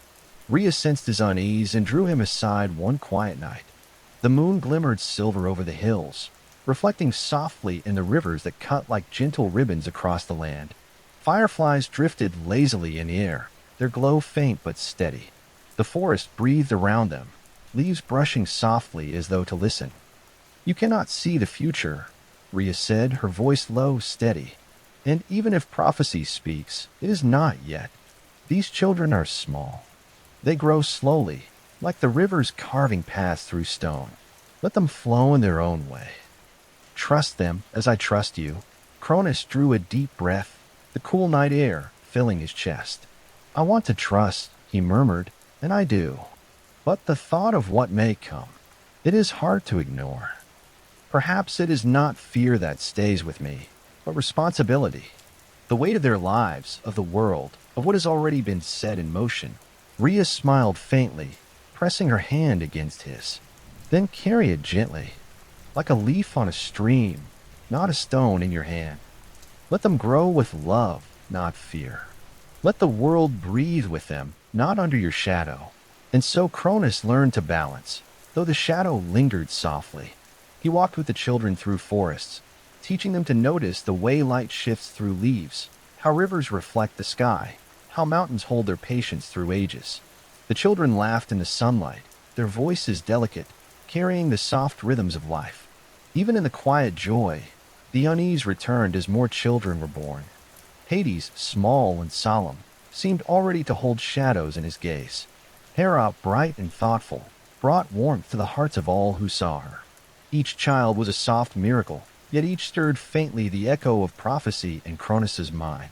He would watch them sleep in the soft glow of dawn, the light brushing over their small faces, and feel a gentle ache in his heart. It was not sorrow nor fear, only the quiet recognition that the future was not yet his to shape completely. Life would grow in its own way, and he could only guide it with care. Rhea stayed close, her presence steady and calm. She whispered encouragement into the nights, her words like soft wind over the hills. They will rise in their time, and when the moment comes, you will see the strength they carry, as I see it now. Cronus listened, feeling the weight of her words settle like soft earth around him. He touched each child's hand, feeling warmth, small heartbeats, the pulse of life that carried within them both promise and mystery. The prophecy was there, yes, but so was the world, alive and full, unfolding in rhythms he could almost understand. Even the forests and rivers seemed to acknowledge the balance of joy and unease. Leaves rustled softly, the water moved with gentle persistence, and the wind carried whispers through the valleys. The Golden Age continued, yet within it was the soft hum of what might come, hidden beneath the lull of everyday life. Cronus walked often beneath the stars, holding the quiet in his chest. The prophecy lingered, not as a shout, but as a whisper, and the children slept peacefully under the calm sky. The tension of the unseen future and the joy of the present existed together, each softening the other, like moonlight on water. In this way, the age of the Titans deepened, touched by both gentle light and quiet shadows. The children grew slowly, the world thrived, and Cronus learned to carry the prophecy not as a weight, but as a faint rhythm, always present but never overwhelming. And in the hush of the night, as the rivers murmured and the forest sighed softly, he held Rhea's hand and thought of the small lives around him. Each breath, each heartbeat, each soft laugh or sigh was a thread in the vast tapestry of the world, weaving the Golden Age together with both love and gentle caution. The quiet unease would remain, but was tempered by the soft glow of family, of new life, and the slow, steady flow of time. And in that delicate balance, Cronus discovered a rhythm that brought both vigilance and peace, a rhythm that would carry him through the days ahead, under the watchful stars and the gentle gaze of Gaia. The days in the Age of the Titans passed with gentle rhythm, each one flowing into the next like a soft river over smooth stones. The sunlight stretched over forests and fields, touching the rivers with gold and warming the hills with calm radiance. Birds sang quietly, their melodies weaving through the air like threads of sound, while the winds drifted lazily across valleys, carrying the faint scent of blossoms and fresh earth. Cronus moved among the children often, watching them grow with Hestia remained gentle and serene, always observing with wide, curious eyes. Poseidon followed the rivers, delighting in their endless movement, laughing softly as water splashed his small hands. Demeter lingered among the grasses and flowers, her tiny fingers brushing petals and leaves, feeling the heartbeat of the earth beneath her touch. Hades, quiet and solemn, seemed already to ponder the mysteries hidden in shadows, while Hera's bright laughter echoed across the hills like a soft chime in the wind.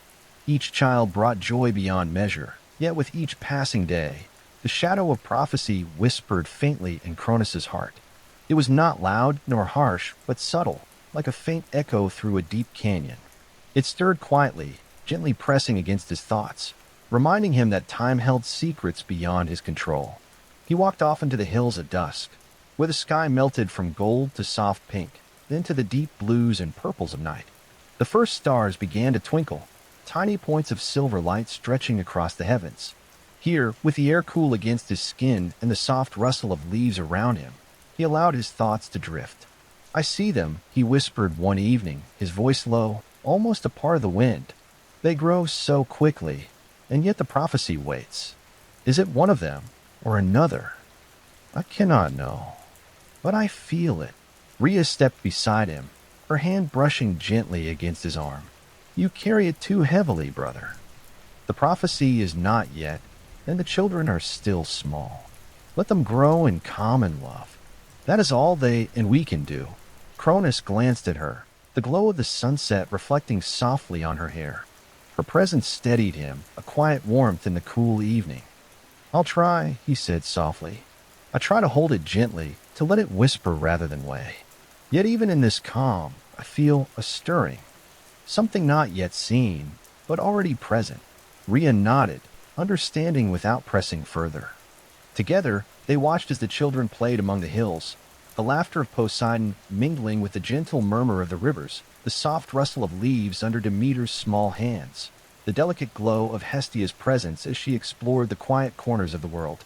The Golden Age seemed endless in its calm, yet Cronus could not entirely shake the echo of Uranus's warning.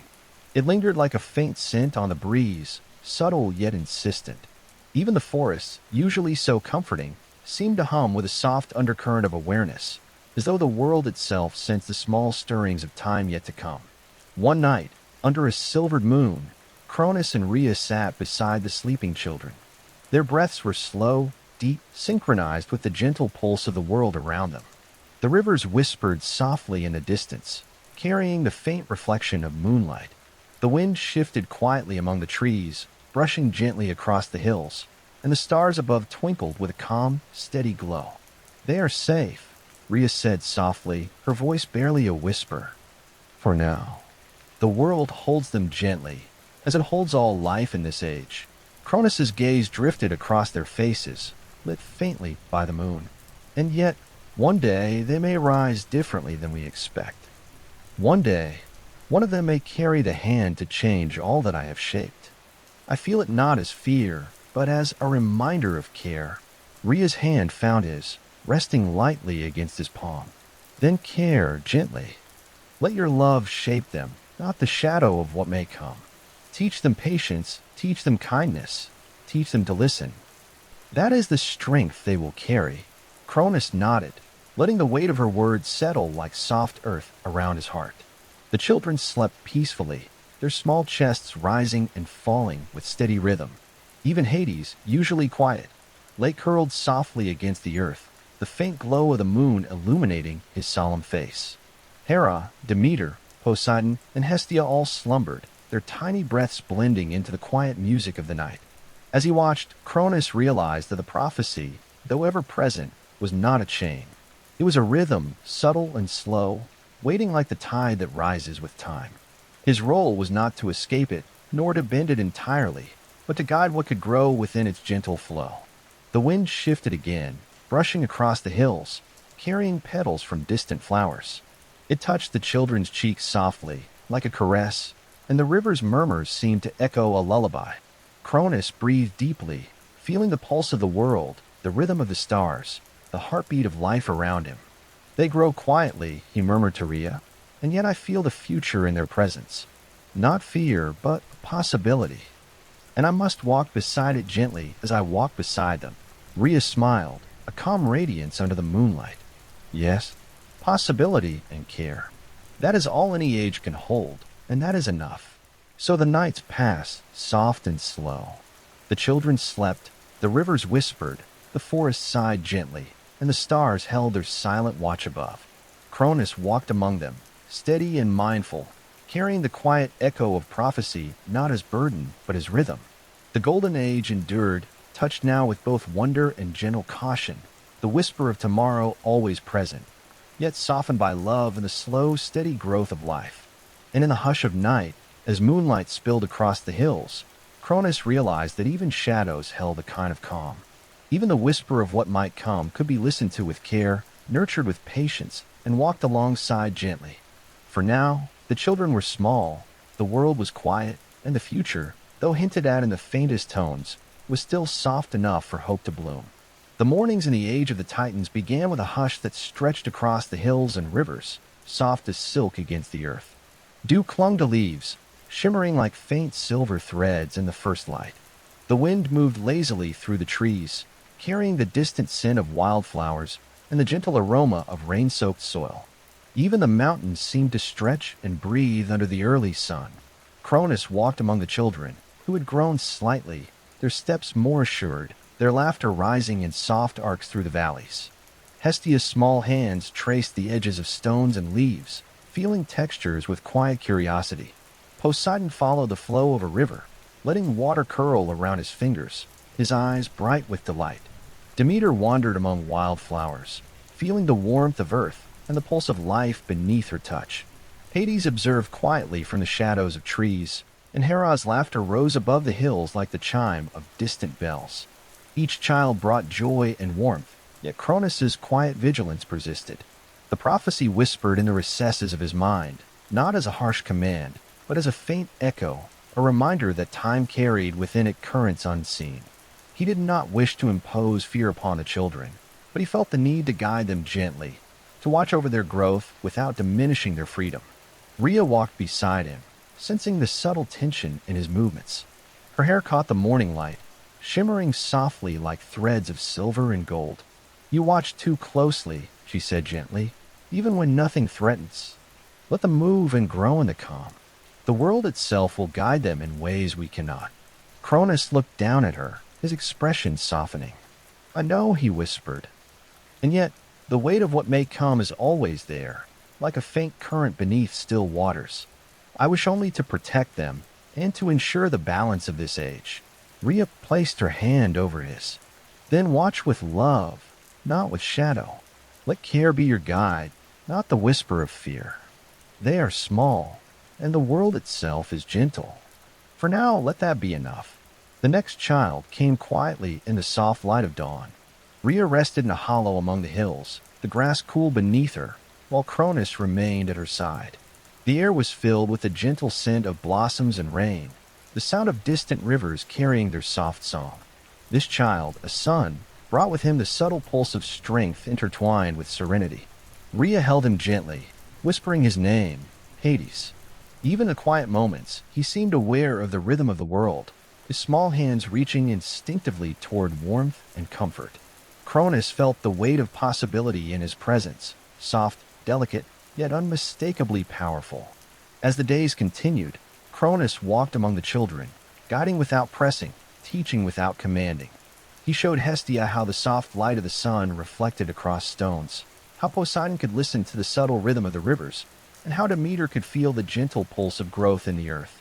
Hades learned to watch and wait, his quiet gaze already holding an understanding beyond his years, and Hera's laughter continued to echo through the valleys, a bright counterpoint to the quiet of her siblings.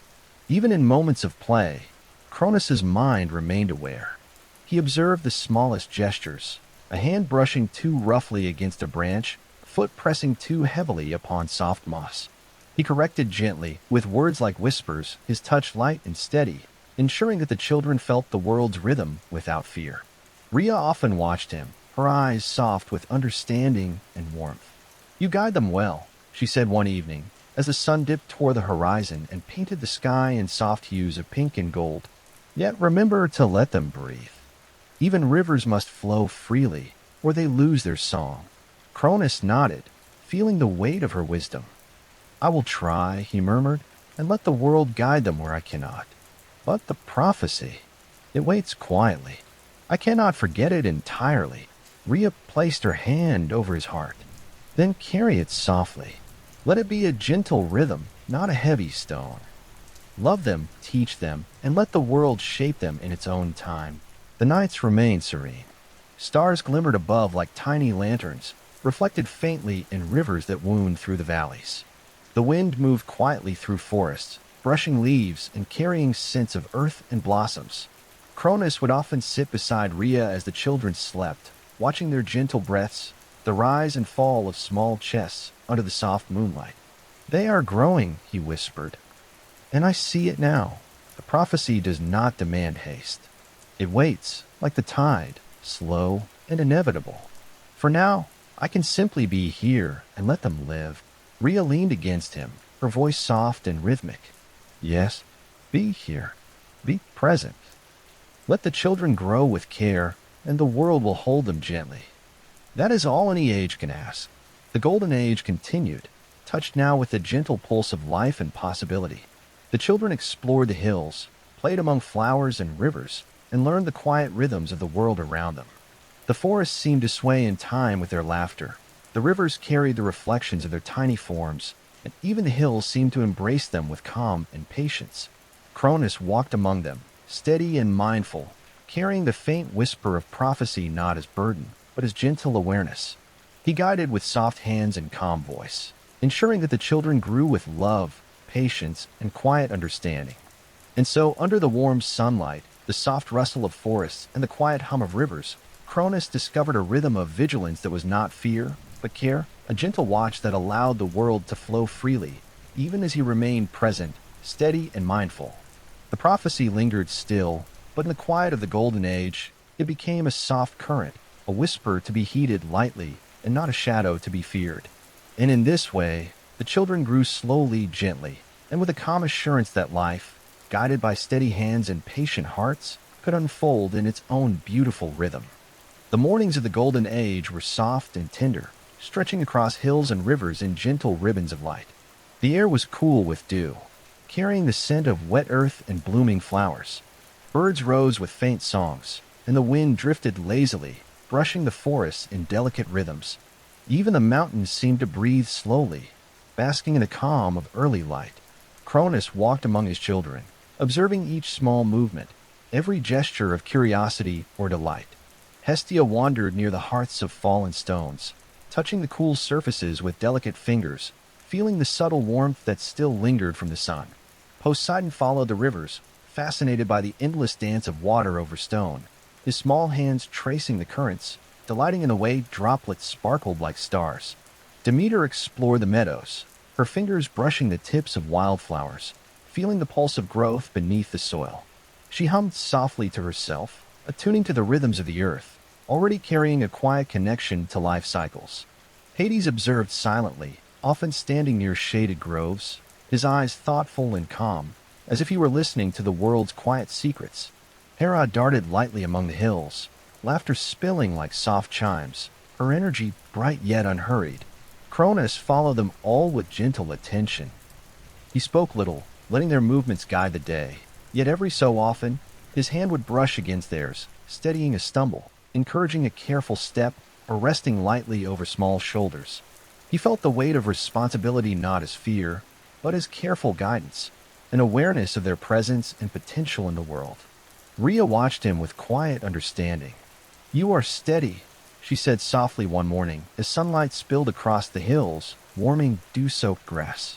"You guide them with care, not command." That is their greatest lesson now, to learn the world through love, not fear. Cronus nodded, gazing at the children. "I try," he murmured, "and yet the prophecy is always present. It is not loud nor harsh, but a rhythm beneath the surface, like the pulse of the earth itself." Rhea's eyes softened. "Let it be a rhythm, not a weight. They are small, and the world itself is gentle. Our care shapes them more than worry ever could." The children began to show signs of their unique traits. Hestia carried calm and steadiness, her small hands tending to every corner she explored. She often paused to feel the warmth of the sun on stones or to watch the subtle shimmer of river currents, quiet and attentive to the world.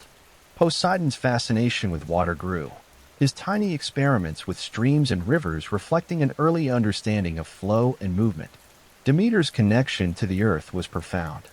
She felt the subtle growth of plants, the gentle pull of soil and root, and her soft murmurs seemed to encourage life itself. Hades' quiet reflection deepened. He listened to the wind and the rustle of leaves as though deciphering a language only he could hear. Hera's energy blossomed in bright curiosity, exploring the hills and trees with laughter that left trails of joy in its wake. Cronus observed these traits with gentle pride, yet he could not ignore the quiet echo of prophecy. It whispered not in threat, but in reminder. Each child carried potential beyond their tender years. He felt it most in Hades, whose solemn awareness hinted at a depth yet unseen, and in Poseidon, whose quiet curiosity might one day ripple through the world with unseen power. Even so, Cronus walked lightly, guiding with soft words and gentle touches. "Watch the river, Poseidon," he would murmur. "Notice how it flows around stones, how it bends without breaking. Learn patience and care from its rhythm." To Hestia he said, "Feel the warmth of the stones, the sun on your skin. Let your heart learn the quiet strength that comes from calm." Demeter guided in subtle ways. "Touch the earth and listen. Life grows slowly, like the roots of trees, and we must move gently to honor it." Hades he did not correct, only observed, letting the child's silence teach him patience. Hera encouraged, "Run with joy, but notice the steps you take. Even laughter can carry rhythm if we listen." Rhea watched these gentle lessons unfold with quiet satisfaction. "You do well," she said softly one evening as the children rested, their small bodies tired from the day's exploration. They learn through love, not fear. That is all the world can ask. Cronus nodded, sitting beside her under the soft glow of a moon rising over hills. The rivers murmured in the distance, the forest sighed gently, and the stars blinked softly above. I see it, he whispered. They grow, and yet the future moves quietly. I feel the prophecy in subtle waves, not as a threat, but as a reminder. It does not rush. It waits. Rhea leaned against him, her voice rhythmic and calm. Then let it wait. Let them grow in gentle care, and the world will hold them as we do. That is enough for now. As the children slept that night, the hills wrapped them in gentle shadows. The rivers hummed their quiet lullaby, and the wind brushed softly through trees. Cronus and Rhea sat together, watching the rise and fall of small chests under the silvered light, feeling the slow, steady rhythm of life surrounding them. Cronus's vigilance did not fade, but it had softened. The prophecy's whisper was no longer a shadow pressing upon him, but a faint rhythm in time, a reminder of what could come, not a chain that bound the present. He held Rhea's hand and allowed himself to rest in the calm, knowing that for now, their children were safe, nurtured, and learning the rhythms of the world in their own gentle ways. The golden age continued, the sun rising and setting with quiet grace, rivers flowing in measured arcs, and forests swaying in soft applause. The children grew slowly, learning the small wonders of their world, guided by hands gentle and steady. And Cronus, carrying the quiet awareness of what may come, discovered that vigilance and care could coexist with love and calm. In the hush of the evening, as stars blinked awake and the moon cast silver across the hills, he realized that prophecy, though ever present, could be held lightly. Life's gentle rhythms, the laughter and curiosity of the children, and the calm guidance of their parents created a tapestry of care, possibility, and slow, steady growth. And in that quiet, Cronus understood that even the faintest whispers of the future need not overshadow the calm of the present.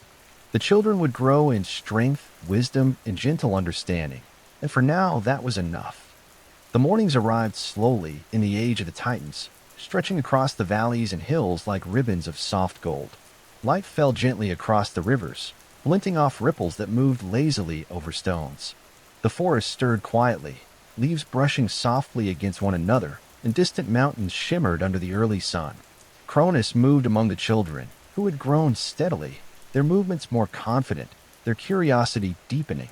Hestia lingered by a sunlit patch of stones, her small hands tracing cool surfaces, feeling warmth and texture alike. Poseidon knelt at the riverbank, carefully guiding small currents with his fingers, delighting in the ripple of water that followed his touch. Demeter wandered through meadows, crouching to examine the soil, the growth of grasses, the subtle swell of buds yet to bloom. Hades stayed often in quiet groves, observing the world with thoughtful, wide eyes. Hera's laughter rang across the hills, bright yet soft, a gentle counterpoint to the quieter moments of her siblings. Cronus watched, steady and mindful. Each child displayed their own rhythm, their unique qualities emerging subtly in play and exploration. He felt a mixture of quiet pride and gentle concern. The prophecy, a whisper from the past, lingered beneath his thoughts, not as alarm, but as a gentle rhythm that reminded him of the weight of time. Rhea noticed his thoughtful gaze as she approached him along a shaded hill. Her hair caught the soft sunlight, casting a warm glow over her face. "You think too much," she said softly, brushing her hand lightly over his arm. "The children grow. They learn the world through its rhythms, and not through our fear." Cronus nodded, breathing in the calm air, scented faintly with earth and blooming flowers. "I know," he murmured. "Yet even in the quiet, I feel it, a current that cannot be ignored. It is not an alarm, nor a warning, only awareness, a gentle nudge from time, reminding me to hold both care and vigilance." Rhea smiled faintly, placing her hand over his. "Then let your care be gentle as you have been. Let vigilance rest lightly in your chest, like a leaf floating on a stream. The children will grow, guided by the rhythms you provide, and the world will hold them as well." Cronus turned his gaze toward the children, watching Hestia carefully arrange stones in a small circle, Poseidon redirecting a tiny stream over mossy banks, Demeter pressing her fingers into rich soil, Hades observing the flutter of leaves, and Hera skipping lightly across the hillside. Each child carried promise, potential, and a soft uniqueness that made Cronus's heart swell. The prophecy waits, he said quietly, almost to himself, like a tide beneath the calm. It does not hurry. And perhaps that is a gift. I do not need to shape it now, only to guide what is before me. Rhea rested beside him, her eyes soft with understanding. Yes, the present is all we can hold. The future moves slowly, in quiet ripples. Let them explore, let them grow. That is the truest care we can give. Evening fell slowly, painting the sky in gentle shades of pink, lavender, and deepening blue. The rivers reflected the soft colors, moving with a rhythm that seemed in harmony with the children's laughter. Cronus and Rhea walked among them, their hands brushing softly across the tops of grasses, their feet pressing lightly into mossy hills, guiding without imposing. The children's curiosity was boundless. Poseidon traced the path of small fish in a shallow stream, fascinated by the way water carried them onward. Demeter bent low to examine the veins of leaves and petals, noticing the faint glow of life within. Hades, quiet yet observant, seemed to note every shadow, every subtle shift in the wind or rustle of branches. Hestia arranged smooth stones along the banks of a pond, her small hands moving carefully, deliberately, as though shaping calm itself. Hera darted between trees, her soft laughter blending with the gentle whisper of the wind. Cronus guided with quiet words and gentle touches, letting the children explore while instilling a sense of patience and awareness. Notice the river, he said to Poseidon, softly. It flows around every stone without resistance. Let its rhythm teach you how to move without breaking. To Hestia, he murmured, the warmth of the sun on the stones carries strength. Feel it. Let it settle in your chest. Calm can be as powerful as motion. Demeter guided through the flowers and grasses, touched the earth, and noticed how life grows slowly. Every leaf, every root, every stem carries its own patience. Hades required no words, only presence. Cronus walked beside him, observing the way he listened to the rustle of leaves and the hum of the wind, sensing the quiet patterns of the world. Hera's energy was encouraged through gentle direction. Run, laugh, but notice the steps you take. Even joy has rhythm, if we listen. The prophecy's whisper lingered faintly, subtle as the wind, yet Cronus carried it softly in his awareness. He did not allow it to overshadow the present. Instead, it became a rhythm, intertwined with guidance and care. The children, moving through forests and rivers, hills and meadows, absorbed the lessons naturally, unaware of the quiet vigilance that shaped their small days. Night fell, and the children slept beneath the silver glow of the moon. Cronus and Rhea sat nearby, watching their chests rise and fall, listening to their steady breaths. The forest sighed softly, and the rivers carried the faintest reflection of starlight. Cronus felt the quiet rhythm of prophecy pulse faintly, but not as a shadow. It was a reminder, not a threat. They grow, he whispered. They grow, and yet the future waits quietly. And perhaps that is the way of things. We guide, but life unfolds in its own rhythm. Rhea leaned against him, her voice a soft murmur in the night. Yes, that is enough. Love them, guide them gently, and the world will carry the rest. Cronus nodded, breathing in the night air scented with flowers and damp earth. He realized that vigilance need not be heavy, and prophecy need not be a shadow. Life, love, and care created a rhythm that carried both awareness and calm. The Golden Age continued, touched by gentle light and soft shadows. The children grew slowly, each displaying unique traits and curiosity. Cronus and Rhea guided them gently, walking with patience and care, teaching them to observe, to listen, and to move in harmony with the world. And in the hush of the night, under silvered moonlight and twinkling stars, Cronus felt the quiet pulse of the future, not as a threat, but as a gentle rhythm to honor and respect. The children, so small and tender, carried within them both promise and possibility. And in that calm, the Titan realized that care, vigilance, and love could coexist, shaping the present while softly honoring what was yet to come. The Golden Age stretched gently across the land, mornings unfolding like a soft lullaby. Light spilled over hills and valleys in warm, golden hues. Rivers glimmered like silver ribbons, moving slowly across stones smoothed by countless years. The wind drifted through forests and fields, carrying the subtle scent of flowers, grass, and rich soil. Even the mountains seemed to stretch and breathe, their calm presence anchoring the rhythm of the world. Rhea moved slowly along the soft hills, feeling the gentle pull of new life within her. Cronus followed, his steps steady, his gaze quiet yet watchful. The children, now growing more curious and independent, played nearby in the sun-dappled meadows. Hestia arranged small piles of stones, carefully balancing each one, while Poseidon knelt beside the river, watching droplets sparkle as they caught the sunlight. Demeter crouched low to examine the veins of leaves and the subtle swell of buds, her fingers brushing tenderly against life itself. Hades lingered in the shaded groves, his gaze thoughtful, and Hera ran along the hillsides, her laughter soft yet bright, blending with the hum of the wind. The new life within Rhea stirred softly, a delicate pulse beneath her hands.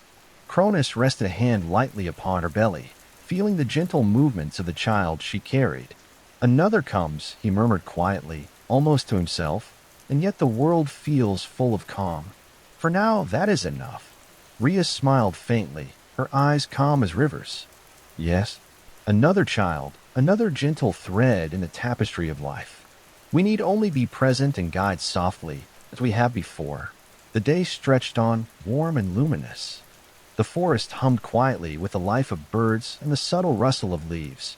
Bees drifted lazily among flowers, their wings humming a gentle rhythm, while distant mountains cast long shadows that moved softly across the valleys. The children played under Cronus's watchful gaze, learning slowly about balance, rhythm, and the quiet patterns of life. When the child arrived, it was as gentle as dawn itself. Rhea rested on a bed of soft grass, the scent of flowers and earth surrounding her, while Cronus's hands cradled her gently. The soft cry of the newborn echoed lightly through the trees, blending with the hum of rivers and the whisper of wind. Rhea held the child against her chest, feeling the warmth and delicate pulse of life. Cronus looked down at the small figure with quiet awe. "A son," he murmured softly.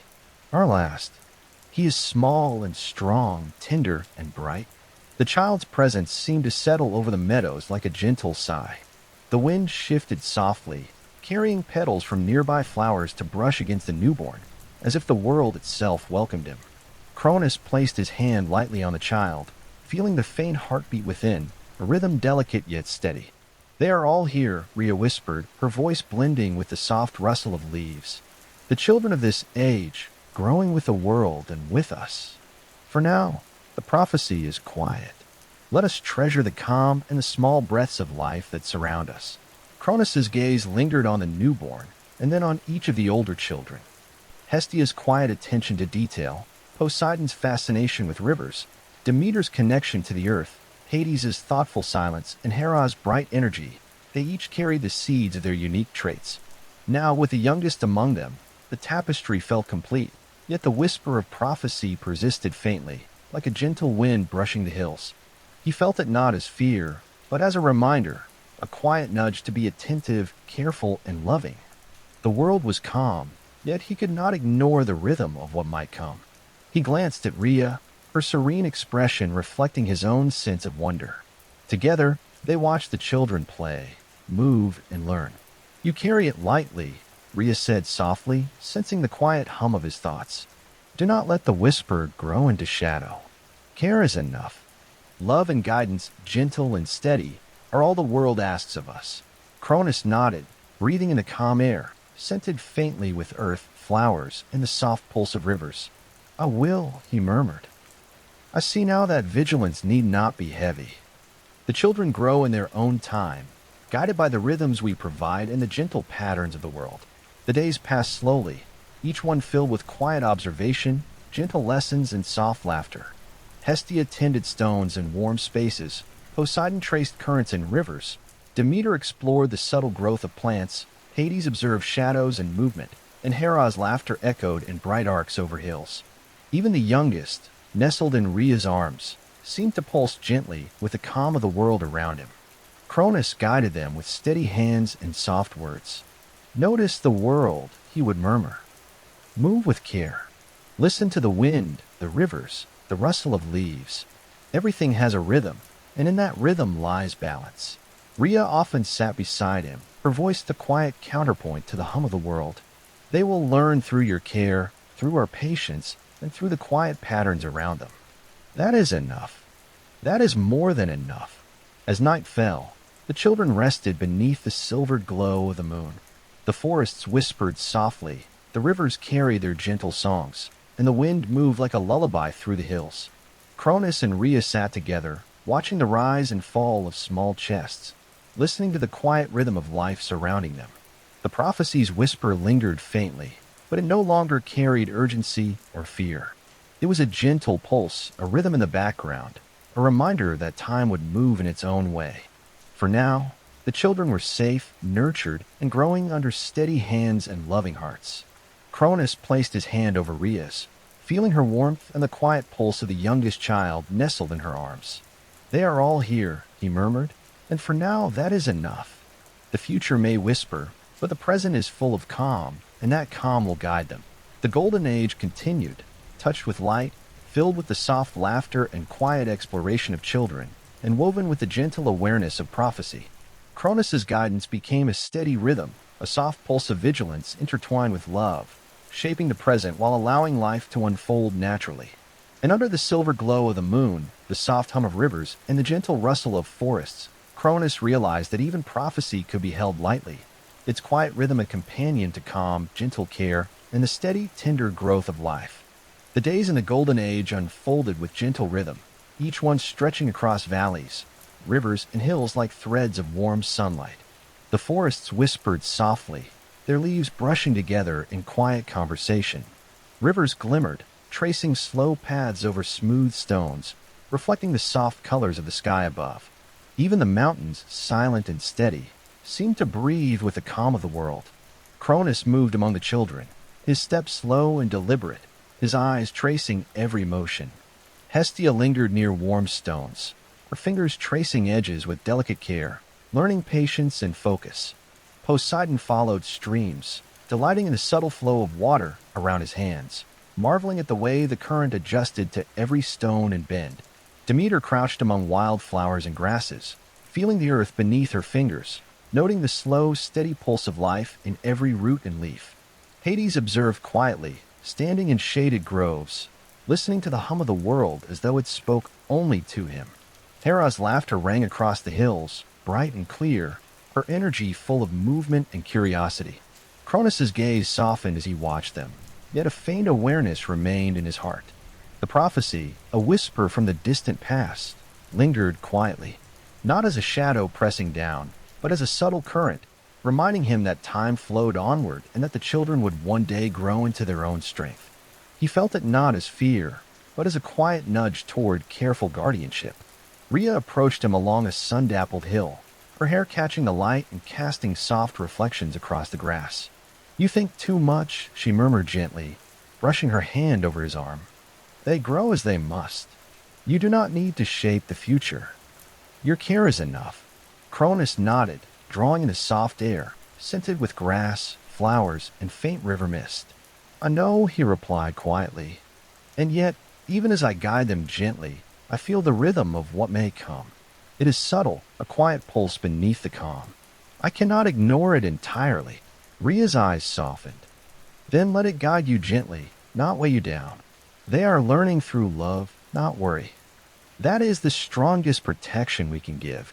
The youngest child stirred in Rhea's arms, the small pulse of life a soft counterpoint to the quiet hum of the hills.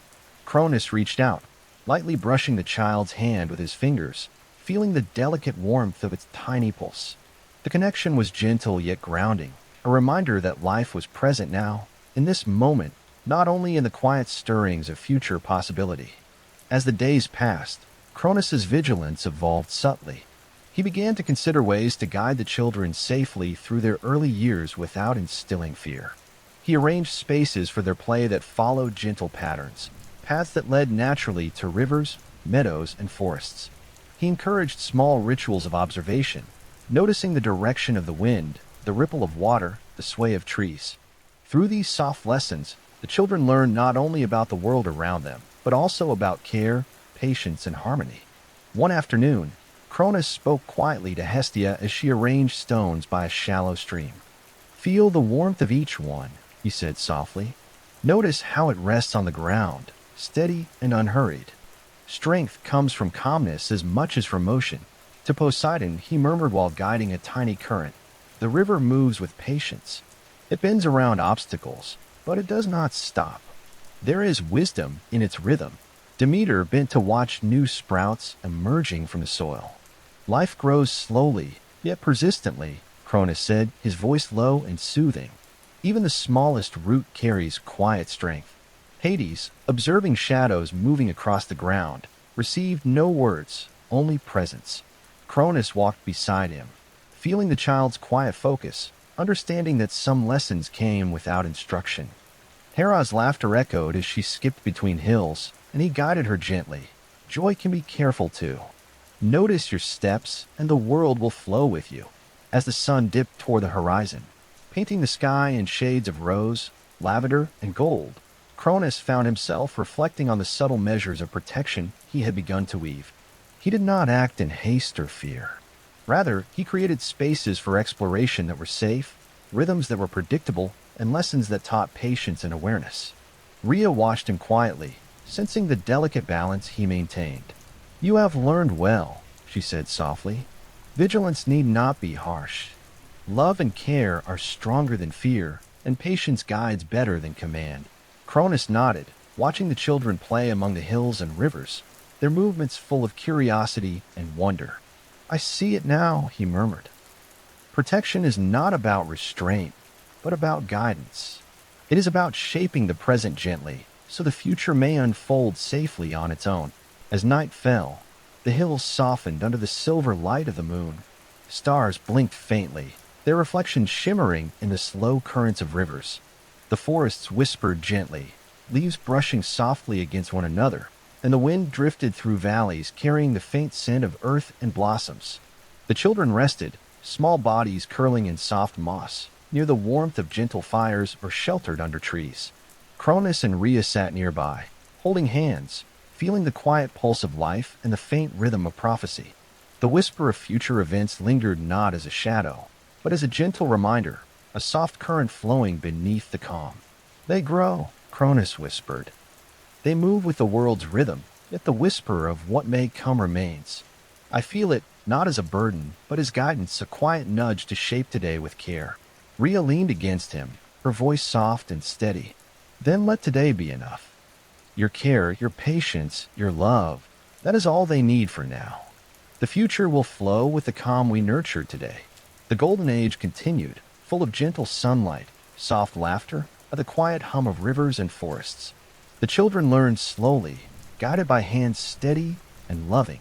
Cronus's vigilance, tempered by understanding and calm, became part of the gentle rhythm of life itself. And in the hush of night, under the soft silver glow of the moon and twinkling stars, Cronus realized that protection could be gentle, prophecy could be a rhythm rather than a shadow, and love could guide even the faintest pulse of what was yet to come. The mornings in the Golden Age spread slowly across the hills, rivers, and valleys, each ray of sunlight soft and warm. Dew clung to leaves and grasses, sparkling faintly in the gentle light. The wind moved lazily, brushing through forests and carrying the subtle scent of flowers and rich soil. Birds rose with quiet songs, their melodies weaving among the trees, while the rivers traced slow, silver paths over smooth stones. Cronus walked among his children, moving softly so as not to disturb the gentle rhythm of their play. Hestia lingered near a stream, arranging smooth stones with precise care, her fingers brushing delicately over their edges. Poseidon knelt by a small river bend, letting the water slip through his fingers as he marveled at the ripple of currents around mossy stones. Demeter crouched in meadows, tracing the veins of leaves, feeling the pulse of life beneath her touch. Hades observed quietly from shaded groves, listening to the subtle hum of the world. Hera darted across the hills, her laughter soft yet full of energy, echoing gently through valleys. Cronus paused to watch them, his gaze soft and reflective. Each child displayed traits that were small, yet unmistakable, traces of the greatness they would carry in time. He felt a quiet pride swell within him, tempered by a gentle awareness of the prophecy that lingered faintly. like a current beneath still waters. It whispered softly in his mind, reminding him that time moved steadily onward and that the children would one day encounter forces and choices beyond his control. Rhea approached him along a shaded hill, her hand brushing softly against his arm. "You carry it lightly, I hope," she said, her voice gentle. "The children grow in the world's rhythm, not ours. Let them explore and let your care be calm." Cronus nodded, his gaze still on the children. "I'll try," he murmured. "Yet I feel the subtle pulse of what may come. It is not urgent nor harsh, only present. It reminds me to guide them carefully, to offer paths of gentle learning and observation." The children played, unaware of the soft currents of concern beneath Cronus's watchful eyes. Hestia balanced stones, feeling the warmth of sunlight upon them. Poseidon experimented with the water, observing how tiny currents moved around obstacles. Demeter observed growth in the soil and the subtle shift of leaves in the wind. Hades listened to the rustle of forests and the murmur of distant rivers, while Hera's soft laughter echoed across hillsides. Cronus moved among them, guiding without overt control, gently shaping their experience. "Notice the river," he whispered to Poseidon. "See how it bends around stones. It flows without force, yet always reaches its path. Learn from its patience." To Hestia he murmured, "Feel the warmth of each stone and the calm in its stillness. Strength can come from quietness as much as from movement." Demeter he guided softly through the meadows. Life grows slowly, yet persistently. Even the smallest root carries wisdom. Observe, feel, and understand. Hades required no instruction, only presence.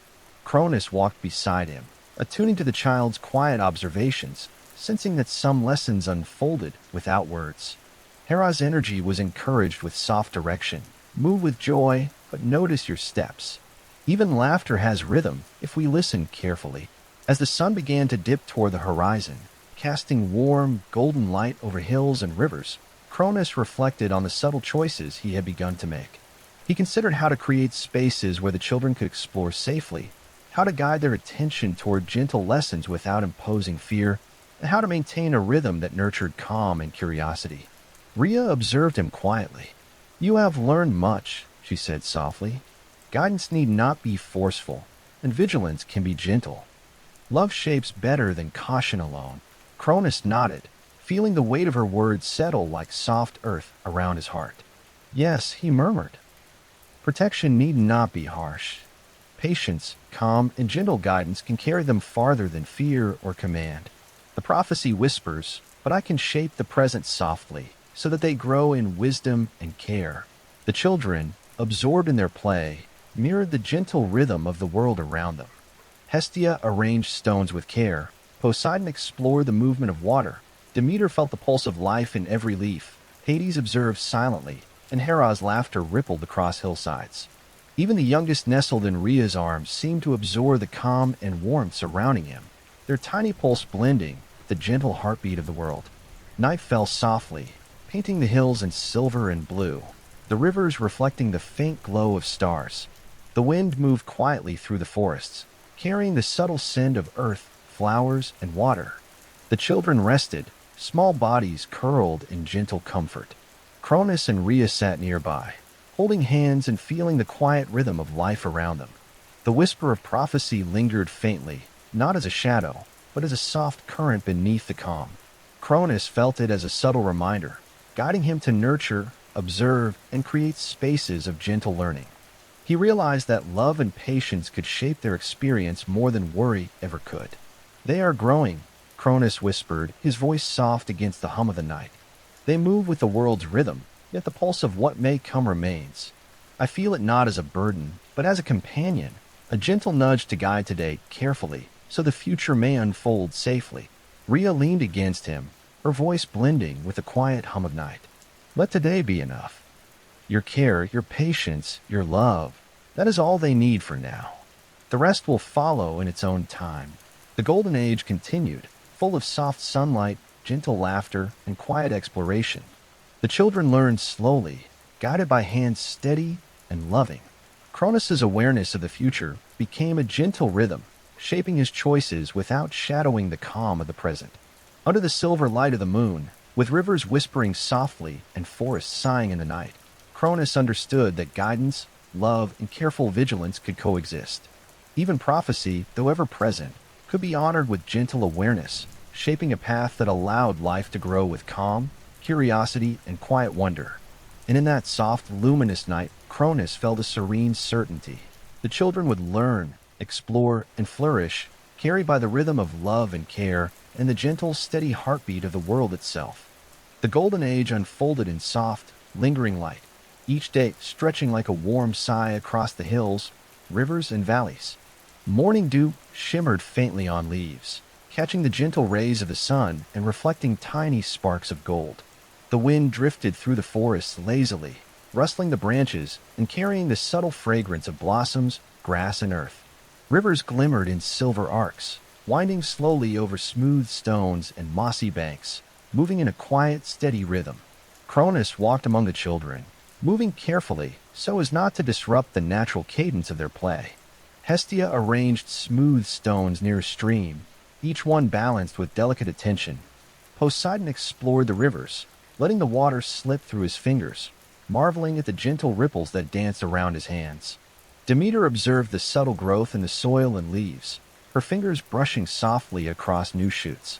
Hades lingered quietly under the shade of trees, listening attentively to the rhythm of the world. Hera skipped lightly over hills, her laughter soft yet radiant, mingling with the hum of the forests. Cronus paused and observed the children, noting the ways they moved, touched, and explored their surroundings. Each child displayed signs of their unique strengths and temperaments.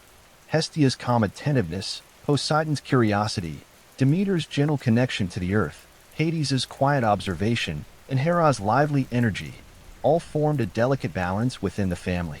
And now, with the youngest among them, Cronus felt the subtle pulse of potential in every child. A quiet awareness stirred within him, a gentle nudge from the prophecy.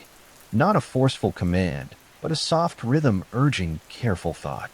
Cronus reflected upon the need for subtle protection, ways to guide without imposing, to shape their environment to foster safety, calm, and growth. Rhea approached him along a gentle hill, the light of morning brushing her hair with soft gold. "You consider the future more than the present," she murmured, placing a hand lightly on his arm.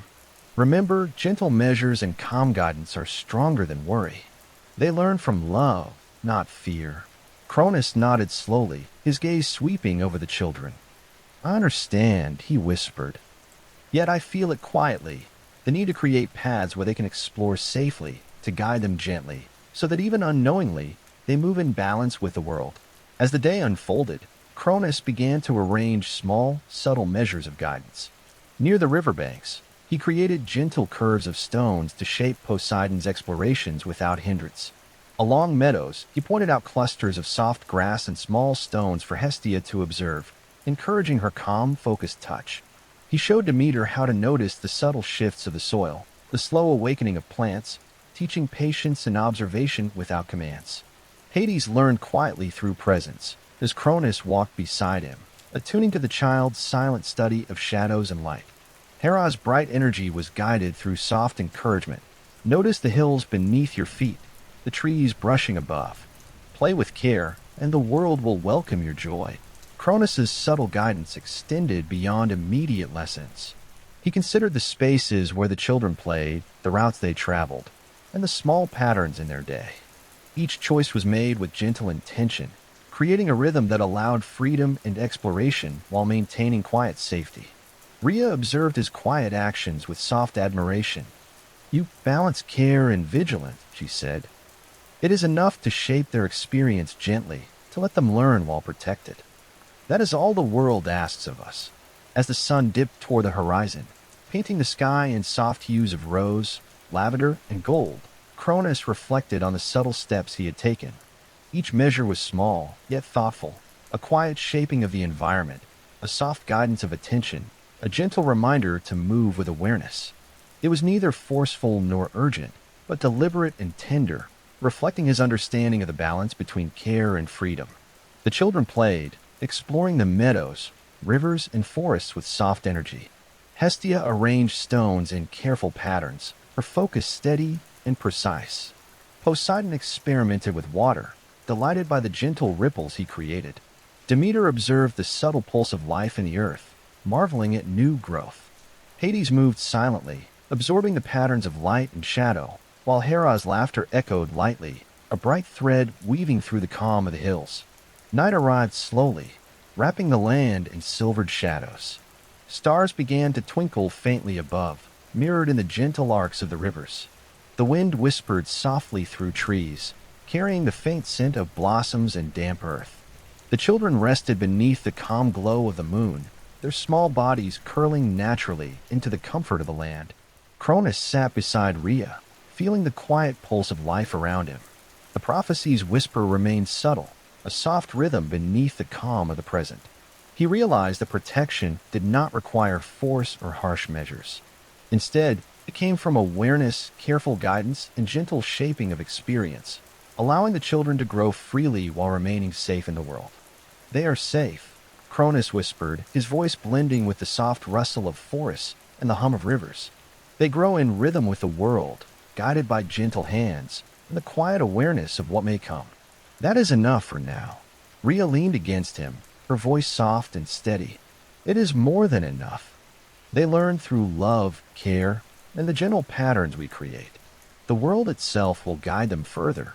The Golden Age continued, touched with the warmth of sunlight, soft laughter, and the gentle exploration of children.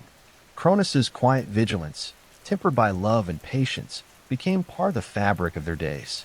He had learned that prophecy could coexist with calm guidance, that protection could be gentle, and that the rhythm of life itself could shape growth without harshness. Under the silver glow of the moon, with rivers whispering softly and forests sighing in the night, Cronus understood that even subtle actions could shape the future. The children would learn, explore, and flourish, carried by the rhythm of love, the gentle pulse of care, and the steady heartbeat of the world itself. The mornings of the Golden Age were soft and unhurried, stretching across the hills and rivers with gentle light. Dew clung delicately to leaves, reflecting the sun in tiny, shimmering sparks. The wind moved lazily through forests and meadows, carrying the subtle fragrance of flowers, grass, and damp earth. Rivers traced slow, silver paths over smooth stones, their gentle gurgle blending with the hum of life in quiet harmony. Cronus moved among the children, his steps careful and measured. Hestia arranged smooth stones with tender precision, her fingers brushing lightly over each edge. Poseidon knelt beside a small stream, marveling at the currents and observing how water adapted to every stone and curve. Demeter crouched low to the earth, her hands brushing across leaves and buds, feeling the pulse of life beneath her touch. Hades lingered in shaded groves, listening attentively to the soft rhythm of the wind through the trees. Hera skipped across the hills, her laughter bright and gentle, echoing softly through the valleys. Cronus paused, observing their movements with calm pride. Each child carried a unique rhythm, a quiet spark of the greatness they would one day embody. He felt a gentle awareness of prophecy lingering beneath his thoughts, a subtle, soft pulse reminding him that time moved steadily onward, that the children would grow and encounter the vastness of the world in ways he could not yet foresee. Rhea approached him along a sun-dappled hill, her eyes calm and warm. "You carry the whisper too heavily," she said softly, brushing her hand over his arm. "They grow in their own rhythm. Gentle guidance is stronger than worry."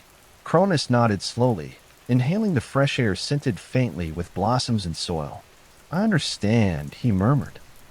"Yet even so, I feel the pulse of what may come. It is not a weight, but a soft current. It reminds me to guide carefully, to weave protection and care into their days without hindering their growth." The children continued their quiet explorations. Hestia balanced stones with patient focus. Poseidon traced tiny currents in the rivers, fascinated by their subtle movements. Demeter observed the life in soil and leaves, marveling at the slow, steady pulse of growth. Hades moved silently, absorbing the delicate interplay of light and shadow. Hera's laughter sparkled across the hills, mingling with the gentle rustle of leaves. Even the youngest, nestled in Rhea's arms, seemed to pulse with the calm energy surrounding him. Cronus's reflections deepened as he watched them. He began to consider ways to weave gentle guidance into their lives, paths to encourage exploration while fostering awareness, spaces where learning could unfold safely, subtle patterns that taught patience, observation, and understanding. Every action he took was deliberate, yet quiet, shaping experience without imposing constraint. He guided Hestia softly. Feel the warmth of the stones. Notice their stillness and strength. Calm can be as powerful as motion. Poseidon received gentle words. Observe the river. See how it flows around obstacles. Learn patience from its rhythm. Demeter's lessons were tenderly spoken. Touch the earth. Notice how life grows slowly, yet persistently. Every root, every leaf carries wisdom. Hades needed no instruction. Cronus's presence was enough to shape his awareness of the world.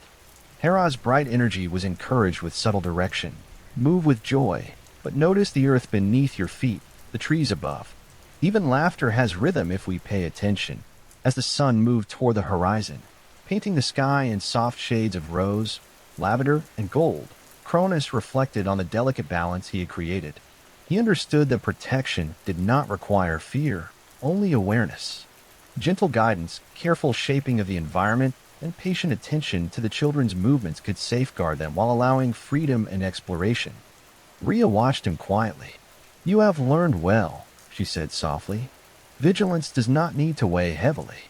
Love, patience, and gentle guidance will carry them further than fear ever could." Cronus nodded, feeling the truth of her words settle gently in his heart. "Yes," he whispered.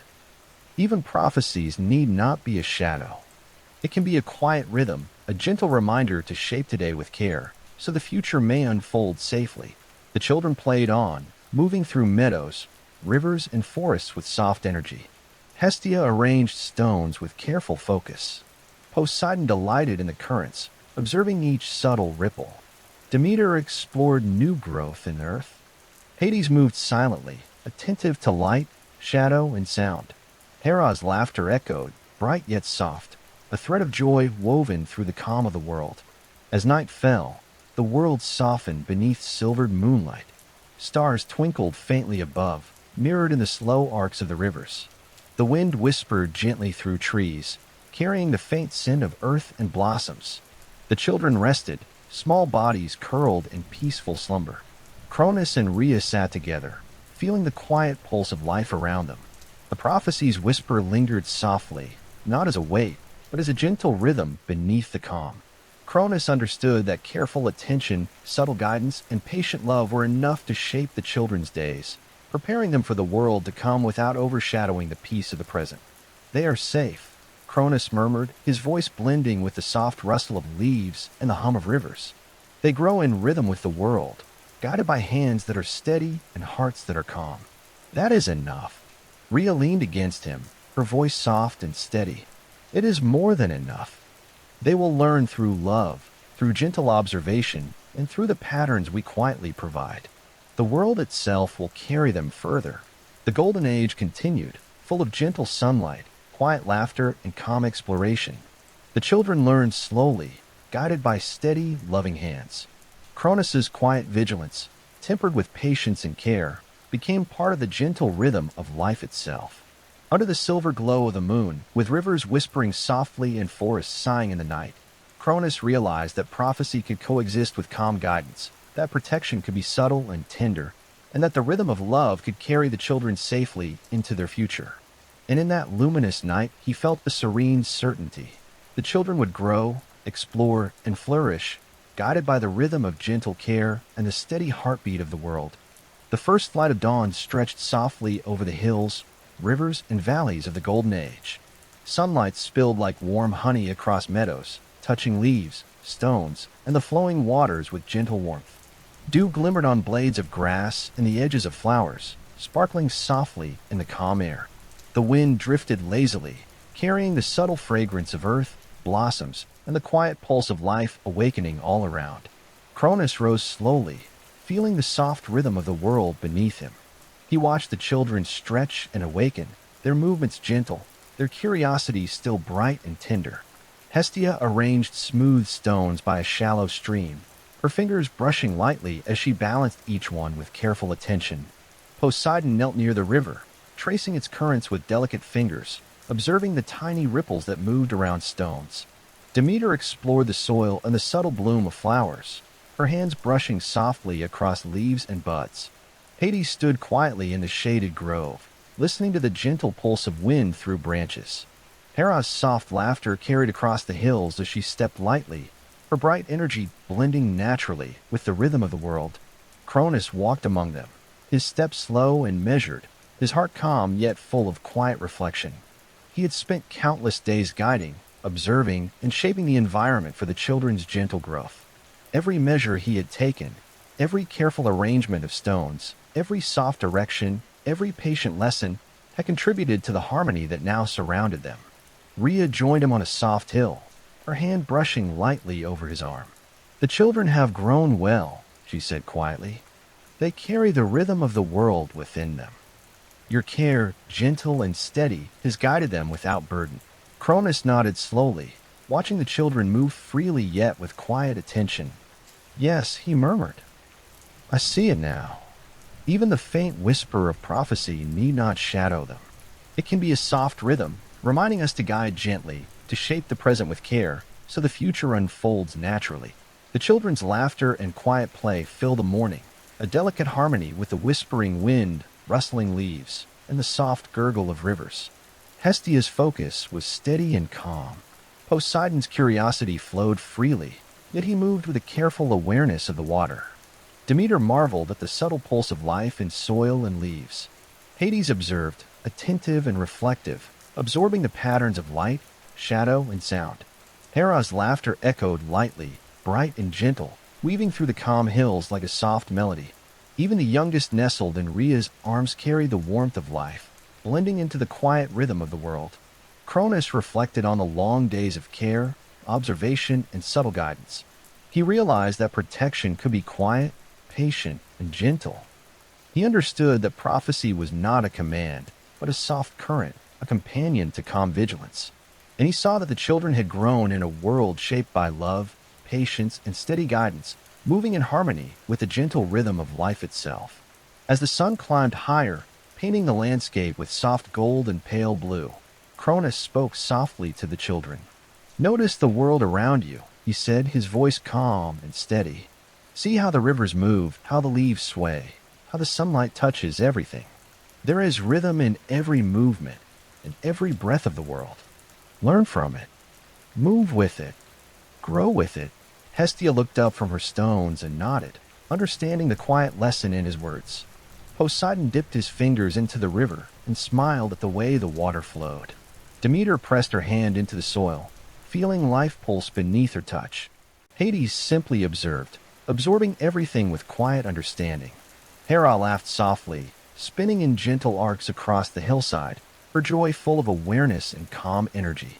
Cronus turned to Rhea, feeling the warmth of her presence beside him. "We have done well," he whispered. "The children are ready to grow in their own way.